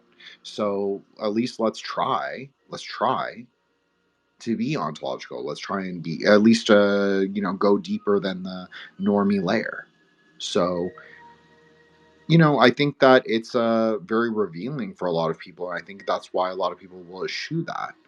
And of course, you want to stay with your friends and stay with like the people that, whether they're even your friends or not, but you want to stay with like the groups that you made or that you kind of like ingratiated yourself into, which I think is good. I'm a big fan of social connection. As you know, it's been sort of something I've worked through very publicly, on the spaces, especially, but in the group chat and also in privately with the other hosts, is like this idea of connection. What is it? What does it mean? And how it's very new for me, and how I am not that great at it, or I don't think I am. But maybe I have to be like what Matt always tells me, is like, choose a different story, Jane. Yeah, I agree. Be worthy. Be a worthy kind of node for those connections. That's kind of what I've realized. It's like when I do well, when I'm not fighting, not that my fighting's always bad. In fact, I have an episode where I fight with the guest quite often. But it was all in discursive fire, right? And he agreed to it, so we went there. I didn't fight with him. It wasn't like yelling or swearing or anything. It was just like I would challenge him when I didn't agree with things he said, but I did it a lot more confrontationally than I would do on my show in general. But we already established that that's how we were going to do the episode, so um, you know, it'll be interesting. I think it'll give people a different, interesting thing to listen to. But what I'm trying to say is that when I do well on my show, when I'm like releasing, when I'm like on top of like what we're doing and I communicate, it's not something I'm used to doing. I'm used to being the boss, so I don't really need to feel like I have to tell people what to do. I just kind of think that, oh yeah, they're going to do it. But it doesn't really work like that because people can't read your mind. Well, Matt maybe can read my mind sometimes, but maybe Joshua, maybe Solar a little, maybe Mike a little, since he knows my chart. But you know, in general, you really have to tell people, and you have to also tell people you appreciate them. This is something that I'm really not used to. Maybe it's a cultural thing, but like the idea that you tell people, like, yeah, thank you. I mean, I'm polite, so I would always say thank you, but I mean more fundamentally, like not just like the Canadian politeness, thank you, please, like all of that. That's a when you hear Canadians do that, it's often actually a weapon rather than it's not really it's not a weapon per se, but yeah, it can be. It can be like a way that we put up aloofness. It's like it's a barrier. It's a barrier to get to know people because we're colder than Americans. We just are. So, but as you know, I did grow up in the U.S. So I feel like exposure to that fire, that Americana fire, did break some of that coldness of the that over politeness, that kind of like overbearing politeness. It's still hard for me. I'm not gonna lie. I still struggle with it. Yeah, Mike, please go ahead. I just want to comment real quick on my experience with that too. So I grew up in the East Coast, and the way the East Coast is that it's not as like people are kind of mean sometimes, like on the like outwardly, especially more towards New York. But inwardly, I feel like people care a little bit more. And I went to school in Colorado, and it was kind of the opposite, where people were very friendly, but people felt more cold. When you say it was a weapon, I was like, I definitely understand what you're saying because it's I, it's like just a way to get. I don't know. I don't even know what I'm saying. Like it's a way to like keep the peace in a way that is kind of isolating. I would rather have people be a little bit more rude on the surface and actually care personally. And I think that's more in tune with just my culture, like not just being American, like my family and stuff and ethnicity. But yeah, anyways, that's all I want to say. No, I totally agree, Mike. I think that's exactly what it is. It's like politeness is used as like a way to exert pressure on social relationships through a series of expectations derived from that politeness. Now, I'm saying this and it sounds kind of smart, and I hope it sounds clever when I listen back later. But I've only really realized this in the last 2 years. Really, I'm not being like anything. And like even me talking about the show, it's not really me talking about the show. I'm really trying to say that through the interaction that we've had on the spaces, but then also like privately with people that I've like long-standing relationships with, that has been the most transformative things. Like, yeah, I have good Kabbalistic knowledge. Like Matt, Solar, Joshua, they wouldn't fuck with me if I wasn't like and you, Mike, you wouldn't fuck with me if I wasn't smart and like a good magician. Sure, I agree. I wouldn't fuck with me either. So, but what I'm also saying is like, yeah, I did have a strong knowledge with a capital K. But what has brought me a lot more into that perception and also, which is a requirement, right? Hesed plays a very important role in understanding wisdom or understanding in like deriving knowledge, because you have to see how it can be applied in the material world. Now you're going to ask, well, how is that applied? Well, it's like what Matt said, it's the active emotion. If it's just sitting in passivity, sitting in yin, you're never testing it, you're never refracting it, you're never reflecting it off of people. That's how you have to know. It's through the connection, it's through the karma, right? So that's what I'm trying to say. Like when I'm doing well, when I'm doing better, I agree. Like that's the ethos that I want to have. Like, and I realize like for Matt too, like when Matt's online and when we talk, I want to talk about like happy, fun things. That doesn't mean everything in our life is going to be happy and fun. Obviously, that's not the case. And we can talk about those things too. But doesn't it also stand in contour when most of our relationship is not based on fakery or politeness or any of that bullshit, but it's actually like I like talking to Matt. I like talking to Joshua. I like talking to Solar. I like talking to you, Mike. I like talking to Avi. I like talking to Brother Moonblade. Like we don't talk DM that often, but we do sometimes.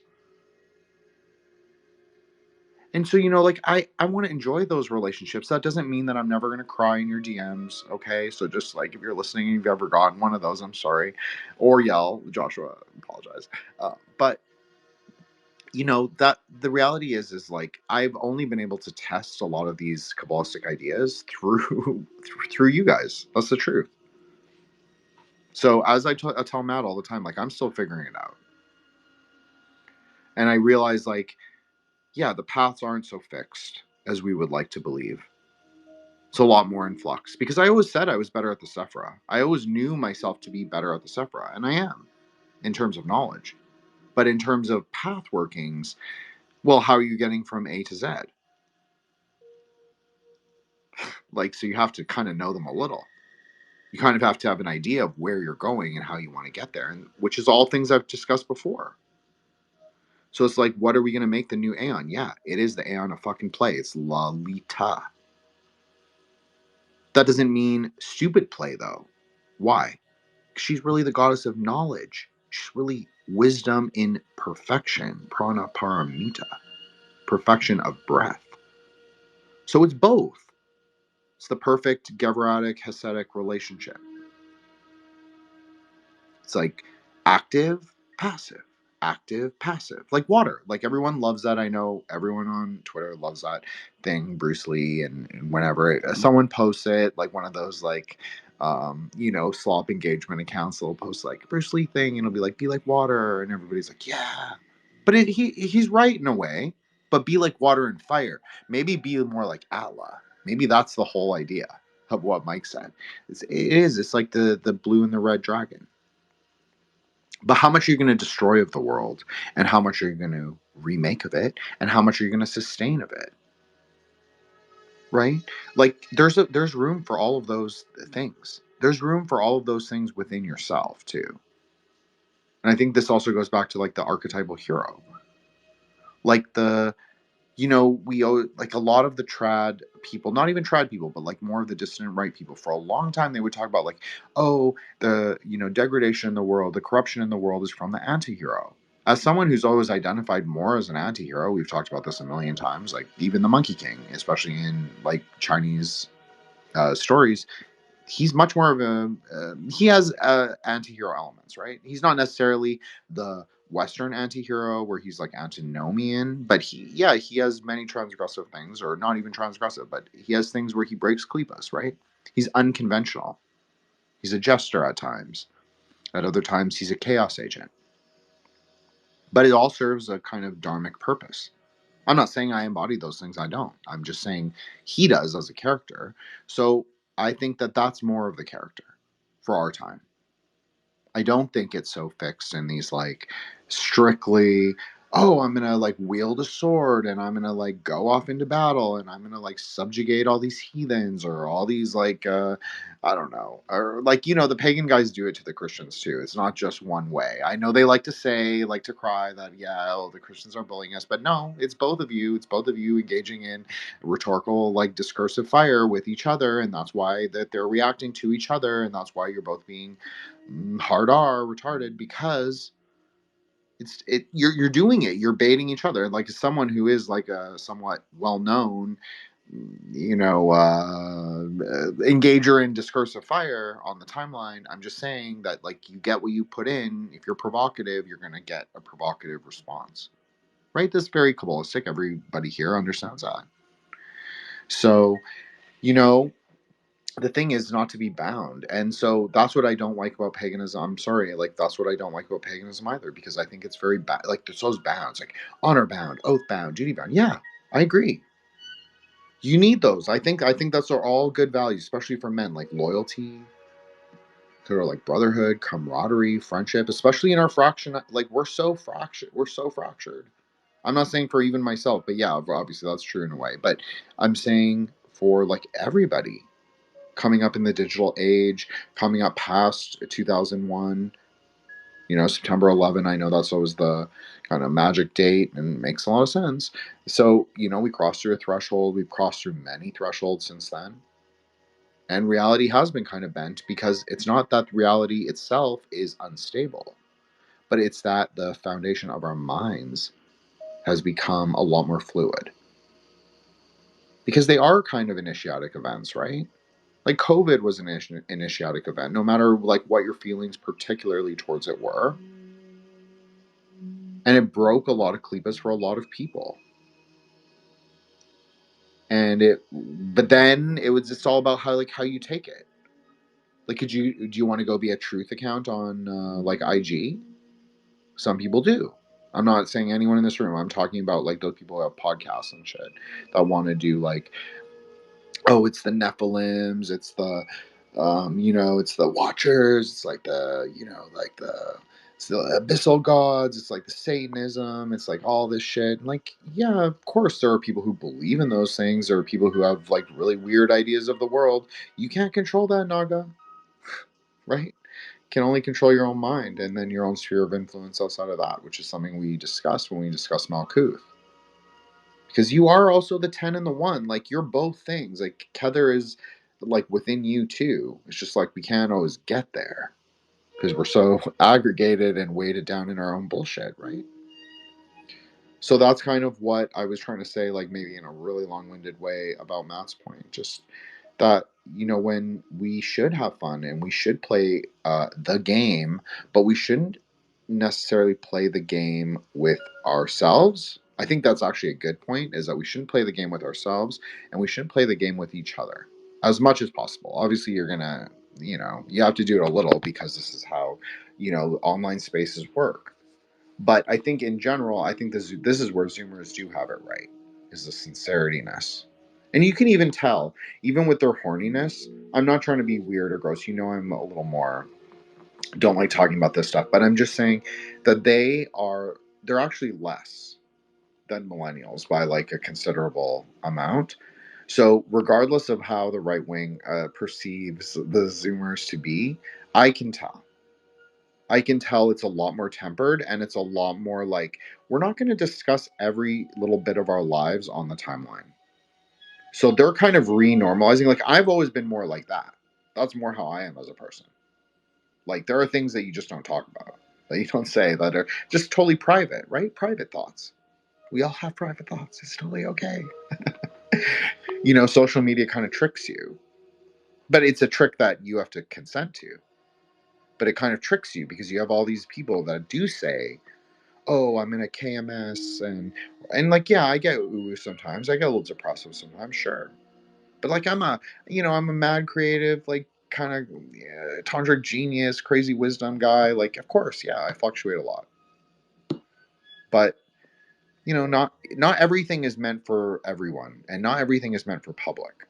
And I think that that's what I'm trying to say. Is I appreciate that about Zoomers. They're more willing to hold things in, and maybe not hold it in, but more willing to just like keep it for themselves, like reserve it. And I think that that's actually important. It's like the re-sacralization of certain things. Sorry, Mike, please go ahead. Yeah, I just want to comment on how you have perceived Zoomers as a generation, because that is interesting. I didn't notice that myself. It's hard to tell who is a Zoomer on social media, especially Twitter. I have no idea what the ages of most people are, but Matt is definitely very archetypally a Zoomer, and it's interesting just monitoring him to understand the nature of like the Zoomer generation. But I've in the fourth turning, Neil Howe breaks down the generations into like generational architecture, and depending on where you're born, you're part of that. And he's actually the person who coined the different terms for the generations.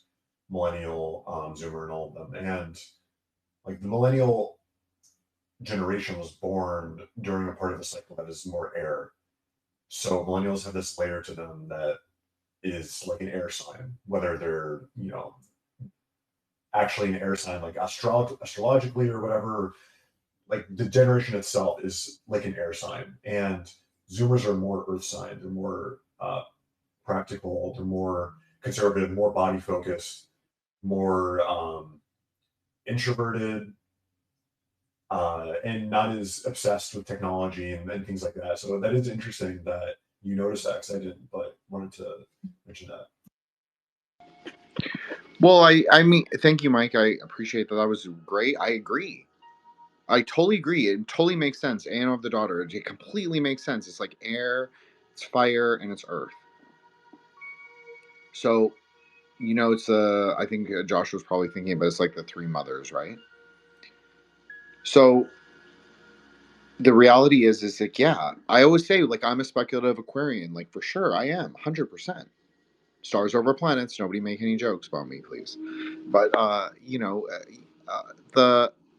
the reality is like, yeah, we are more air influenced. This is like a very Hode rising kind of like Aeon. But it's also pragmatic. And that's why I think it's really important to like put the emphasis on paths and say like the Aeons arise on the paths. Which paths? Well, there's 3 Aeons, so they can arise on different paths. But I also like what like Matt said, was talking about the idea of what's the most powerful Sephra. And yeah, a lot of people place a lot of emphasis on Binah. A lot of magic people. And Hode, depending on what kind of magic system you like. Like Talima tends to place a lot of emphasis on Hode. Whereas like the left-hand path stuff places a lot of emphasis on Binah. And Hokmah to a degree, but more Binah. So the reality is I like the middle path because that is where the most powerful Sephra are. They just don't seem like it. They just don't seem like it because they're a lot about your mind. More about your mind. So I think that also goes along with like what Mike was saying. It's like how do we capture that air? How do we capture that space? How do we capture that kind of like a pervasive energy? Well, we have to bring it back down, bring it to the pragmatic, bring it to the things that we can change, like the Serenity Prayer. That's, like there's a reason they say that in AA, because that is very much like, I'm not in sobriety. I don't drink, as most of you know. I think we've talked about this like a million times in the chat, but I don't really drink, maybe like once or twice a year. I've never had a problem with it, never had a problem with drugs, so it's never my issue. It just, I don't really enjoy it, and I don't feel that great afterwards. So, basically for me, I like their framework. I like that they say, like, you are agential. Yes, you are agential. Everything online, especially like Astro Twitter, Esoteric Bros, none of us, but most of them, 93% of them, they really emphasize like, you are not agential. You are fixed to your astrology. You are fixed to this. You are just having bad karma from this. Like a lot of the Indian accounts, they'll be like, oh, you're having karma and like you're living it out and it's just be horrible for you. And like, yeah, okay, like sure, everybody has karma, but you have the karma that you make right now. That's more important than like your past karma. That's more important than your past karmas. That's so much more important. And I also think you can rectify both things. I've always said that, and that's what Tantra really is, if you understand. So I just think that we have to say, like, you are agential. But in saying that you're agential, you have to be the anarch. You have to also say, like, I can only affect the things that I can change. That's why it's so important to emphasize the Malkuth element, too. People forget about Malkuth and act like it's like some, bumfuck like Sephra. It's not. It's you. Like, get over it. Like, we're earthly. We're worldly. We have desires. We have weird bodies. We, like things happen. So we age. We die. We get sick. Like, yeah, that's all part of it too. So, You know, like that's what my problem with the whole. Even I brought this up when we were doing the Kabbalah on Rejects, our last episode, where we closed out the tree, which is kind of very fitting, really. But I said, like, the Nick Land one, I don't like it because he kind of removed Malkuth. He kind of says, like, not important. It's like, okay, how is it not important? I don't agree. And when I'm saying it's yourself, I'm not saying it's yourself or who you think you are. It's like literally your physical self. So are we going to take it and go techno-gnostic? I don't know. Personally, no. That doesn't mean that I'm against technology. I've always said, like, show me the proof. This is a very magician thing. If someone makes a great claim, someone who has higher Sephirotic understanding or higher magic ideas, they're going to say, show me. They're not going to be like, oh, okay, I'm going to believe this story that you're telling me about flying Bahanas. I got in an argument with a podcaster. I never talked about this. I really wanted him on my show. I don't really listen to his show, but he's a cool guy. And I was like, I'd like to talk to him. And he really was angry because I said on an episode where we roundtabled that I didn't believe in the Mahabharata. And I'm like, I'm Buddhist. Like, why would I believe in some like North Indian like book? It's not Buddhism. Like, we don't believe in that. But his whole thing is based on like the Vahanas that are described in it, and like the free energy and like all like it's an interpretation, right? I'm not saying it's even in the book in that way. I don't think that actually. But he believes it. He takes it as like quote unquote gospel. So much so that even my kind of like ambivalence towards it, like I wasn't saying it wasn't real. I was just saying I don't personally believe it. Then that's exactly, literally what I told him. I said I'm Buddhist, so I don't believe that. But I can take it like conceptually, like, yeah, cool. You believe it, that's okay. No problem. And I was nice. And he didn't want to work with me after that. So it just shows you, like, I don't want to present like what we do as like this strict ideological layer, but I do think that there are concepts and key words and key ideas in it, and pragmatic, useful things that we all talk about, even when we're not in spaces, even when we're on our individual projects. But I think it kind of speaks to the strength of the ideas that when we do come together, we kind of reinforce that, yeah, these are actually good ideas. And yes, Mike, please go ahead. I apologize.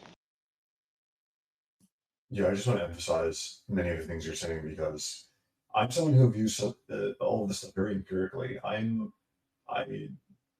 As I've said before, I don't like following tradition for tradition's sake. I'm not doing anything to follow anyone or doing anything that I don't know what I'm doing. Like I want to understand everything at the deepest level, and that to understand things at the deepest level is what really even allows you to use any of this stuff. Because if you only understand things from the surface, then you really can't do much. Because especially with anything spiritual esoteric, there's only so much information that can be conveyed through texts or something like that. So you have to experience things yourself. And if you really want to be able to utilize things practically, and like you have to go deep enough and with your own experience and figure things out on your own. And these are things that can't be conveyed a lot of times through words. It's things that you just have to understand. So if people are getting very dogmatic about things, it's just like something is just kind of wrong at the core of their. I mean, I don't want to just the way that they're viewing the world. Like, there's no reason to get dogmatic about things if you can't explain it. Like, the point of this is to explain it. And I think spirituality generally is seen as like a dogmatic thing, but I think it's just a deeper logic. It's logic ultimately, in my opinion. There's some subjective things to it. There's a lot of subjectivity and to science, like strict science, material science, right? Like I was watching a video yesterday where it was how eggs have been, how like the science behind eggs and like how healthy they are changes every 10 years or something, where it's like, oh, cholesterol's bad, so eggs are bad. Oh, but actually eggs have two types of cholesterols, one's good, one's bad. But the yolks are not good for you. And then it's like, oh no, the yolks are good for you. Like this is not like esoteric spiritual stuff. Like this is like a material science. And this stuff is changing all the time. And there's subjective and objective elements to it, right? And it's the same thing with esoteric subtle things as well. It's just a deeper logic. And you have to be able to like talk about things and experience it and communicate it if you want to get anywhere. No, you're totally right, Mike, and that's a great example. I'm gonna be really quick, Matt. I promise. The thing about material science, it's all about the frame. It's like what's in fashion. Oh, this is the latest diet, so you must like avoid cholesterol for this, one specific medical outcome. But oh, if you avoid those things, you actually cause a different problem. So it's kind of it's too singular. It's too path working. It's not arriving at the Sephirotic destination, right?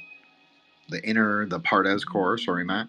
But yeah, you're not arriving at knowledge. You're kind of just like staying fixed in the idea. Yeah, Matt, please go ahead. Sorry about that. No worries at all. Just want to expand on what Mike was talking about. That people don't realize that science, it's just like the religion of the new age. That's it. It's just a religion. As much as you want to say, no, it's science, it's fucking religion. And the more you dig into it, the more that you see that most papers are fucking bought or done by AI or just freaking taken completely out of context. Like I was talking with someone the other day that they were saying, they were trying to find an example to give me to talk about how science works and so on, and they were going to talk about homeopathy, and I was like, okay, let's hear and see where it goes. And they said, yeah, no, because there was this paper that talked on homeopathy and how it was less efficient than doing placebo and so on. I was like, okay, well, first of all, before talking about the paper itself, do you know what is homeopathy? And the guy went, yeah, actually, I don't. This one. So you're basically trusting that the people that did the research are telling the truth and that they did the test the most accurately and so on. So do you realize that you're basically the science guys are the church guys and you're just believing what they're telling you? Okay, first of all, that's how it goes.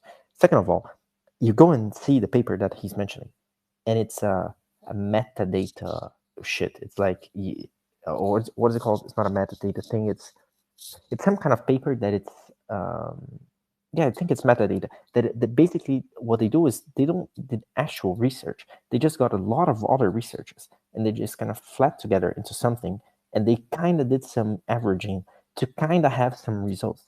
And it's like, man, you want to test something like homeopathy or something like what's the other one that Mike was also doing the other day with the needles and so on, acupuncture and so on, so on. So you want to do all these things.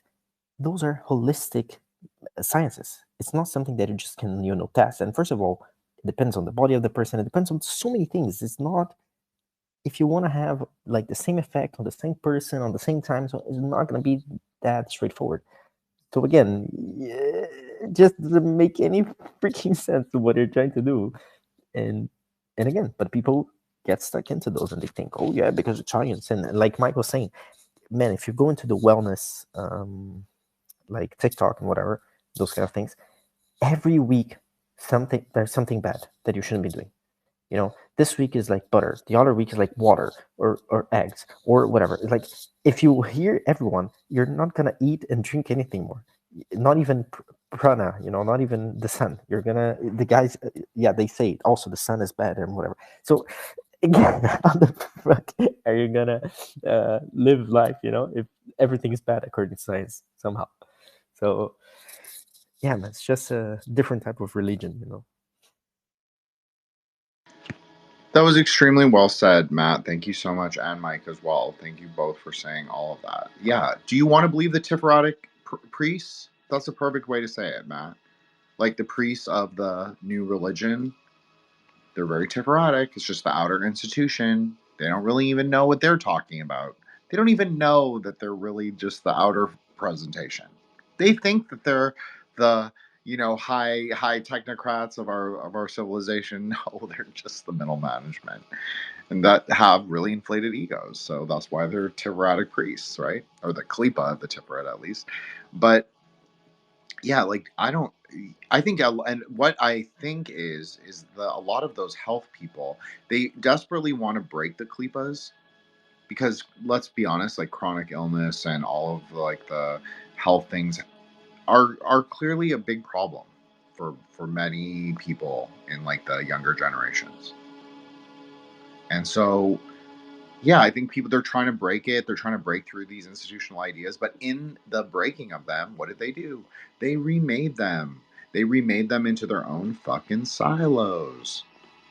That's why I say, like, don't be contained in a silo. Be a node. Be like someone who knows themselves and knows their own ideas, but is able to work together synthetically in a group with your friends, at least with your friends. You don't have to necessarily do it with strangers, but with your friends, you should be able to work together and produce something, whether it's creative or like in the chat, like some computer science was happening the other day. Really interesting shit. Thank you guys for that. That was really, I was so happy, honestly. But that is what we're talking about.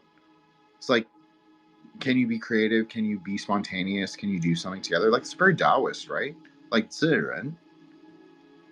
That's what at least one of the professors. There's a famous professor of Taoism at York University in Toronto, and he wrote a whole book on deep ecology and Taoism, or it's deep ecology and world religion. And he was talking about like one of his ideas of Taoism is about Ziren, and he learned this from another professor who's Chinese and ethnic Chinese and lives in China. And he would ask like the professor, like, what do you think of this like thing or this like alchemy or this thing?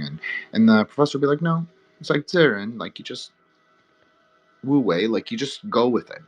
Just kind of are flexible. Silver surfers, that's exactly the same thing. It's like exactly what we talk about. And so that's what it is. It's spontaneity. It's the ability to like flow, as John would say. That was just in the room. And hello, Cassandra. Thank you so much for coming. Appreciate you, Cassandra. One of our very important lodge members, Etsy store, purveyor, content creator, Gnostic, Kabbalah, fortune cards, tarot, everything. Check out Cassandra. Thank you guys so much. So that's basically what it is. It's like we're ghosts, as I often joke, but it's not really a joke because social media is kind of a carnal ground. It is kind of that labyrinth of the leviathan. Right? Very Hellraiser 2. It's very much of our own minds. As some of you know, I had a couple trolls who would listen to the spaces and then sort of like subtweet me in like very creepy ways, and I found it really creepy. But really, it doesn't fucking matter because these are public forums where I do discuss things and like you're gonna hear them, and if people want to listen to them that many times where they remember it, okay. Like I don't think I'm that interesting, but I do think I'm funny and cool sometimes. So thank you.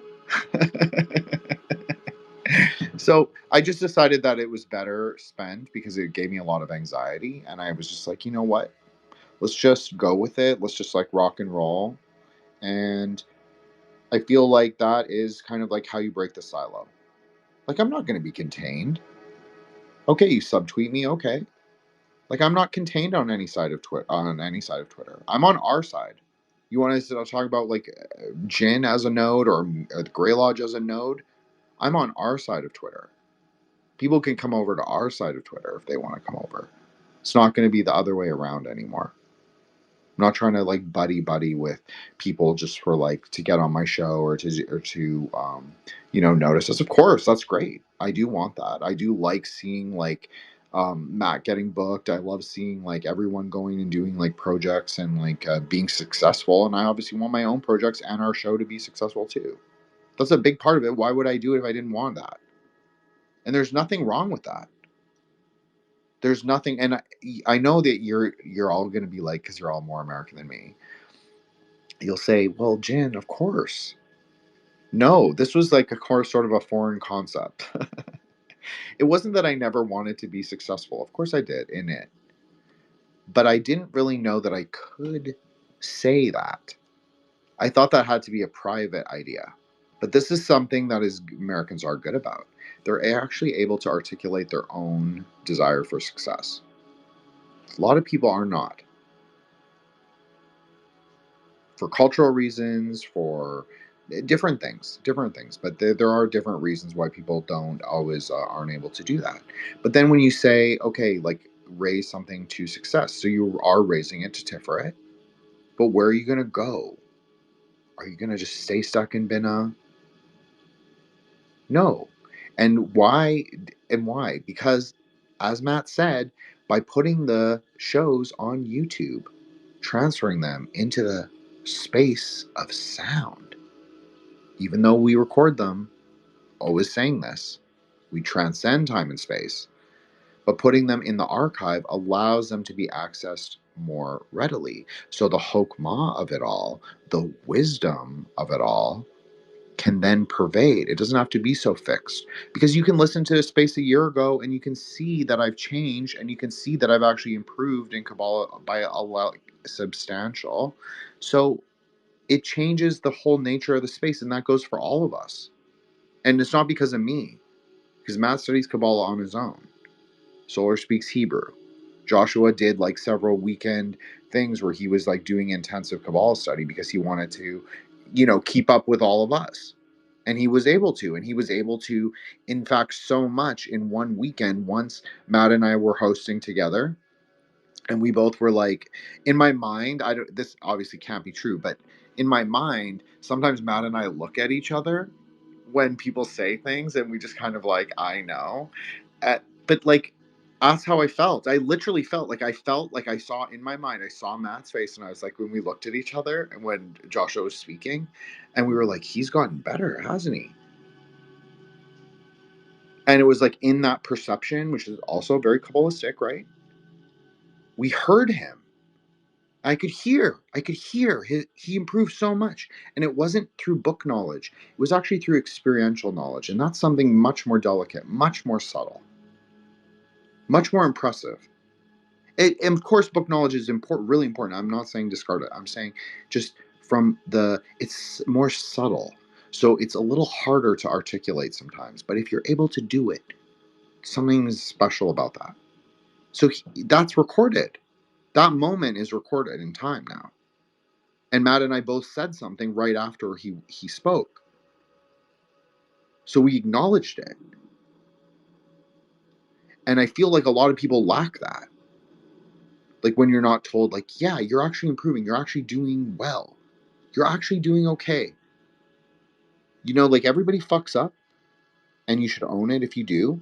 And I always try and do it the best I can. I'm not perfect, but the other thing is like, it is good to hear sometimes that, like, yeah, actually what you're doing isn't, I don't know why I thought doing the things was bad or talking about magic is bad. In fact, I actually don't think that now. Because look at the timeline. You have all these people talking about magic who have no idea what it is, who have no idea about Kabbalah, but suddenly every single person, as Matt said, every fucking influencer is now a Kabbalah expert, is a pneumogram expert, is a metaphysician. It's like, are you? I'm not against people like suddenly coming into like contact with knowledge and having separatic experiences. That's how obviously happened to all of us. But where it becomes a little nauseating is where you then say like you are the arbiter, like a lot of influencers do on social, especially Twitter. But I'm sure this is also true for TikTok. I've never gone on it, so I don't know. But I assume it must also be true, is that they will become like a node unto themselves. But you can't be a node if you're not open-hearted, high openness, right? We talked about this, how it's important for our space. Solar talked about this. We have to have high openness with each other sometimes. That doesn't mean we have to accept everything, but we have high openness because we acknowledge each other. And sometimes you have to also acknowledge that people aren't exactly like you, and they may have flaws, or maybe things that you find flaws. Maybe it's not really a flaw. So you try, and being a node is being open to those things and knowing where yourself begins and where someone else ends. right? Like having clearly defined boundaries, but also having like a fluid or dialectical relationship between the people, like between the Sephra, you can say. So it people on social media, especially influencers, they become stuck, Tiferatic, but it's not just Tifera, it's Binah. They become like a closed node, like almost like a high priest of their own little microcosm. I could name so many occult influencers right now and get myself in so much trouble. But it is true. It is true. It's like reject silos. It's not about like you have to reject people's knowledge. Obviously, I hope you follow me. I hope you follow the shows. I hope you follow Matt. I hope you follow Mike. I hope you follow Avi, Cassandra, Moonblade, Solar, uh, Joshua, Seth, like all of us. Like I think we're all incredibly intelligent, incredibly smart, and like good metaphysicians. And I think you should. Like we have interesting things to say. But as I said, there's something about that ipsos where it is in conversation. It is in the dialogue. That's where the true magic arises. Like Plato knew. He understood. He got it. Just want to distill it down to that. Just have a fucking discourse with someone. Doesn't mean you'll walk away being like, yeah, they're the best person. They're so smart. But maybe something through that can arise more interesting. Maybe it just sits in your mind for 10 years and you never think about it. And then one day you're, walking, you see something, it reminds you of that, and you'd be like, hey, this is the ways I subconsciously kind of arrived at these conclusions that I derived from that one moment in time and space. That's interesting to me. Because that's like a true seed. Like we always talk about like dharmic seeds like being planted. That's a dharmic seed. Like us talking openly about the aeons, openly about aeonic shifts, openly, and naming it for ourselves.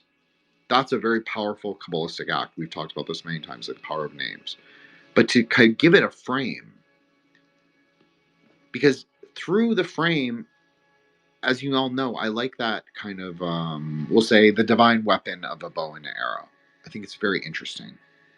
And so I think the frame, if you think of it as like an arrowhead, can be used to kind of, as I titled the space, it can be like a key, can be like a way to unlock the gates or the doors of perception, right? Discernment through fire, wisdom through love, or knowledge through love. Very Hasidic, really. Because you're not staying at Hesed either. You're bouncing off the ocean and you're going up.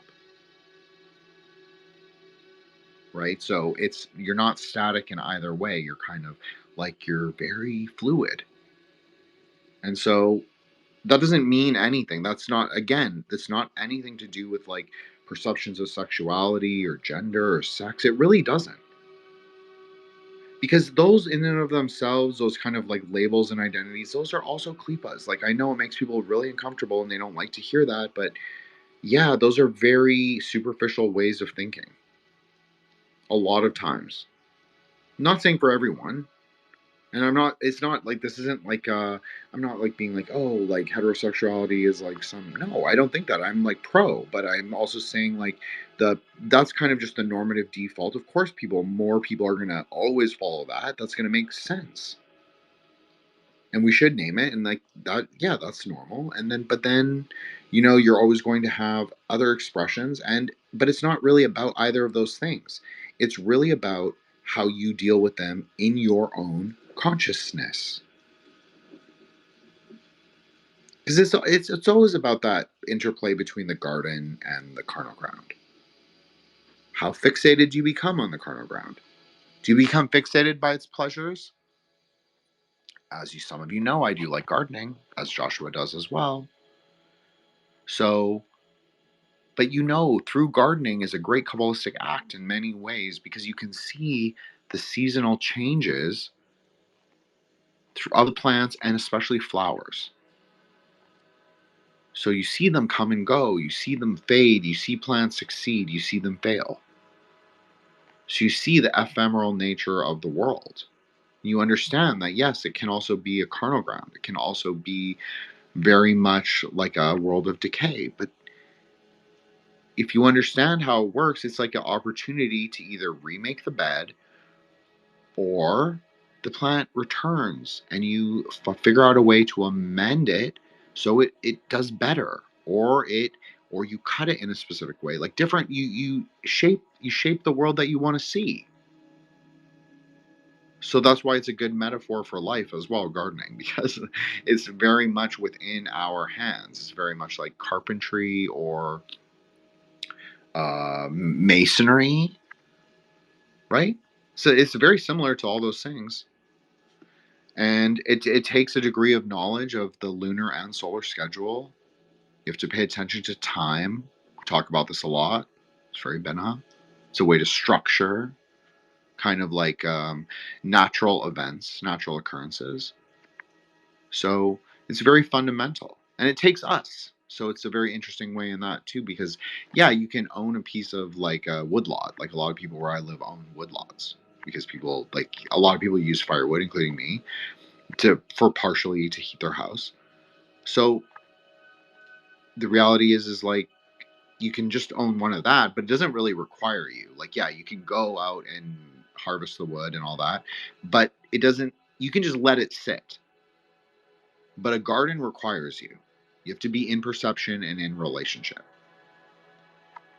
So that's also why I'm pro-American in many ways, because I'm like, it's all about like the relationship we have with each other, but also with the land.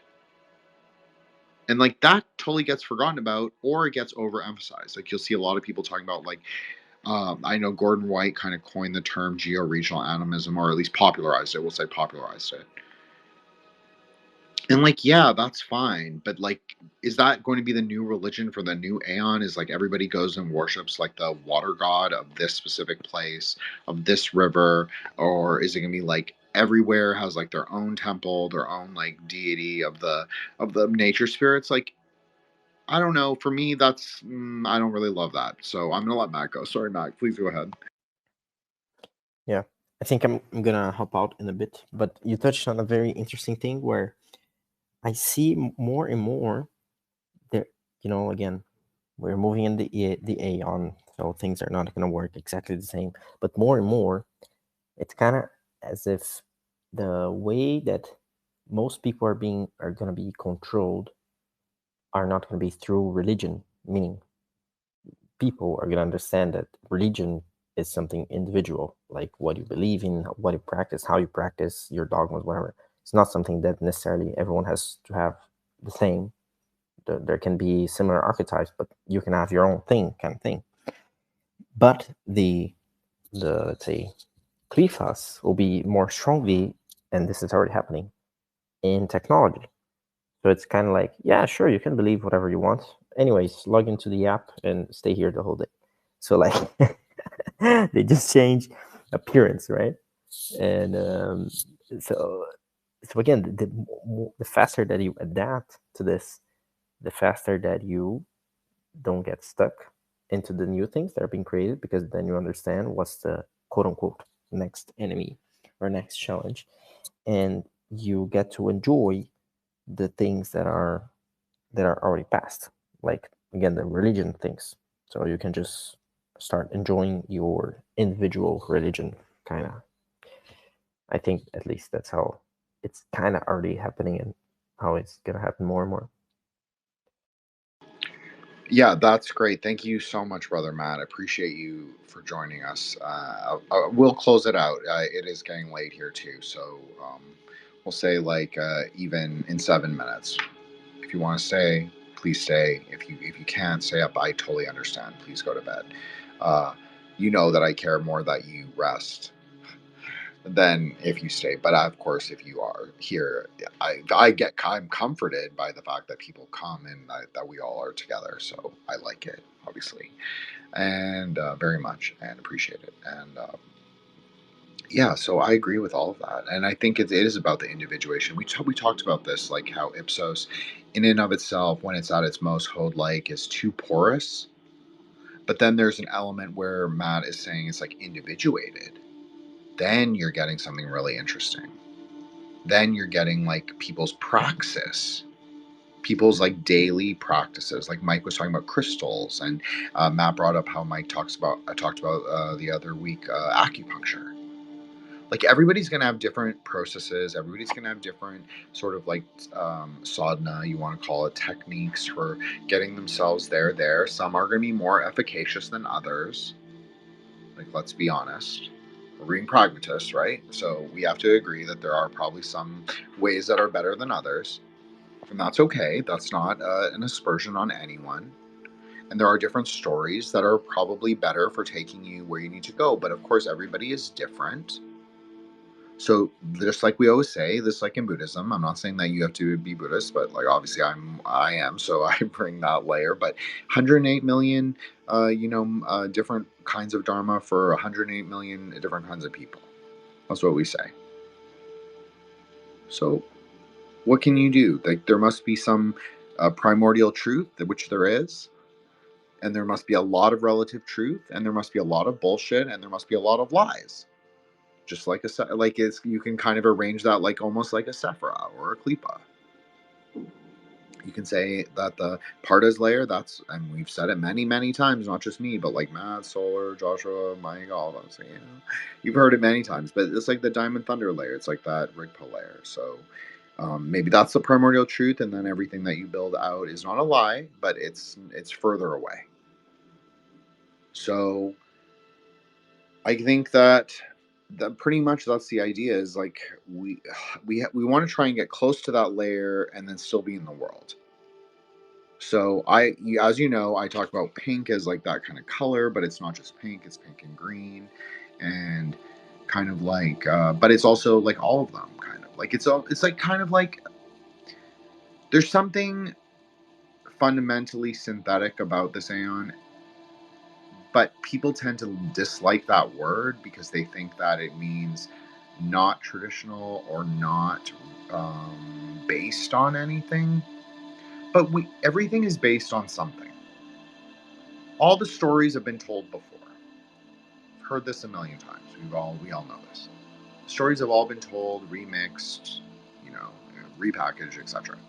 Retold to us through new media, through old media, through stories, through customs, through culture. Okay.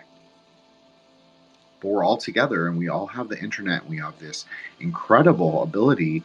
I didn't even realize how good the iPhone translator was. I'm not saying it's good for every language, but it's pretty good. It's actually quite shocking. Because I'm a pretty decent writer, I think. And like, it did something for, I was on Chinese Twitter? I can't remember. It was either Bahasa Indonesian Twitter or Chinese Twitter. I can't remember. But I had to look up like a character or a word. I just forget which one. And it actually gave me a really good interpretation of it. So I have to say that I was pretty impressed by that. Yes, Matt, please go ahead. Just occurred to me, you mentioned synthetic, and most people, they kind of have something with the word, but it's actually the same root as synthesize. So like making a synthesis, synthetic. Like it's so funny actually now that I think about why people would be kind of against it in a way, because they don't want to make synthesis. They want to stay in their own lane, let me be my own little Sephira. I don't want the whole tree. I mean, that's the whole thing. People don't want to be in concert. People get stuck for many reasons, and the ego is a big part of it, but it's not the only reason. I know that often gets blamed, and I always make jokes about it, but that's not the only way people get stuck. But it is it's a big reason why certain people do, for sure, especially in magic. Because people want to think that their ideas are the only ones, or the best ones, or their version is the best. But like we always talk about, like this is something we've always said since day one, is like be in flux, anaflux, quicksilver surfers, love is the cause of knowledge, don't be sicko, don't be extremist, try and like rectify and synthesize, to bring up what Matt said, at the same time. Try and bring those, or at least in turn. Try and like rectify where you can, synthesize where you're able, keep going forward, and rebuild the tree as you can, rebuild the paths as you can. And then, as Matt would say, like unlock new trees, new Sephra through the accomplishment of the ones that you are at. And like never stop and just keep going with it. Because they're endless. Like the sparks of splendor are endless. Like the bring it back to Atla. Like yeah, like the if you look at that, watch that scene at the Sun Temple, like the fireworks are like green and pink and yellow. It's like all the synthesis colors. It's like very intentional. And it's like, what are the sparks? But that is Hode. So it's like it's the initial spark of us perceiving the wonders of the world, the wonders and the horrors sometimes. And it is both. But we get to control how we are reactive to them or reactive to people. So that doesn't mean be passive. I'm not a passive. I don't want any of you to be passive agents. I've always said like a good defense is a strong offense. I do believe that. I think it's true for strategy as well as life in general, but it's not always the right approach. It's good to be skillful. It's good to like know, like sometimes you withdraw. I'm not saying withdraw as in like you like cowardly slink away. I mean more like sometimes you know not to play. And sometimes you know to play, and sometimes you play defensively, and that's okay too. But maybe you play it more aggressively. Maybe you play a little more of a long game. I think that's okay. I think that's probably good. That's very pragmatic, right? To kind of understand the path that you're on, and then be able to perhaps map out where you're going to go. So I think basically we covered everything. Like be like Kirsty. Like, break that fucking Klipa. Send those demons back to hell. But she also rectifies the demons. She also saves the Cenobite, like, what's his name? The one with the pinhead. She saves him. He dies, sure. He is subjected to years of eternal torment, sure. But she saves him fundamentally and all the 6 other ones, or the 5 other ones. She turns them back human. They're allowed to sort of pass on, no longer stuck in their samsaric hell of the tunnels. That's very profound. Even a demon is able to be rectified in the right way, right? Maybe not even of their own power, but maybe it took other power. So, with that being said, thank you to everybody in the lodge who is left standing. Appreciate you greatly. Every single person in the group chat, thank you so much. I know we had a lot of neutrals deactivate in the last 4 days. Like Monty deactivated, J. David Osborne deactivated, like just so many people from the lodge. Like that I've known for years. I'm not saying they're never coming back. I'm just saying it is like it's flux, right? So yeah, if you find me a little clingy and hanging on to anyone, or you guys in particular, especially the hosts, you know why. That's because I get a little like change, right? But it's also like it's okay because you have to also acknowledge that like hopefully you build up a strong enough foundation that you will remain friends, that you will sort of maintain the connection. And connections are about maintenance. They're not just about that initial spark. We talked a lot about this last week, like about love and the red string theory, and sort of we won't say the name, Mike, but the soulmates, we'll call it, quote unquote, air quotes.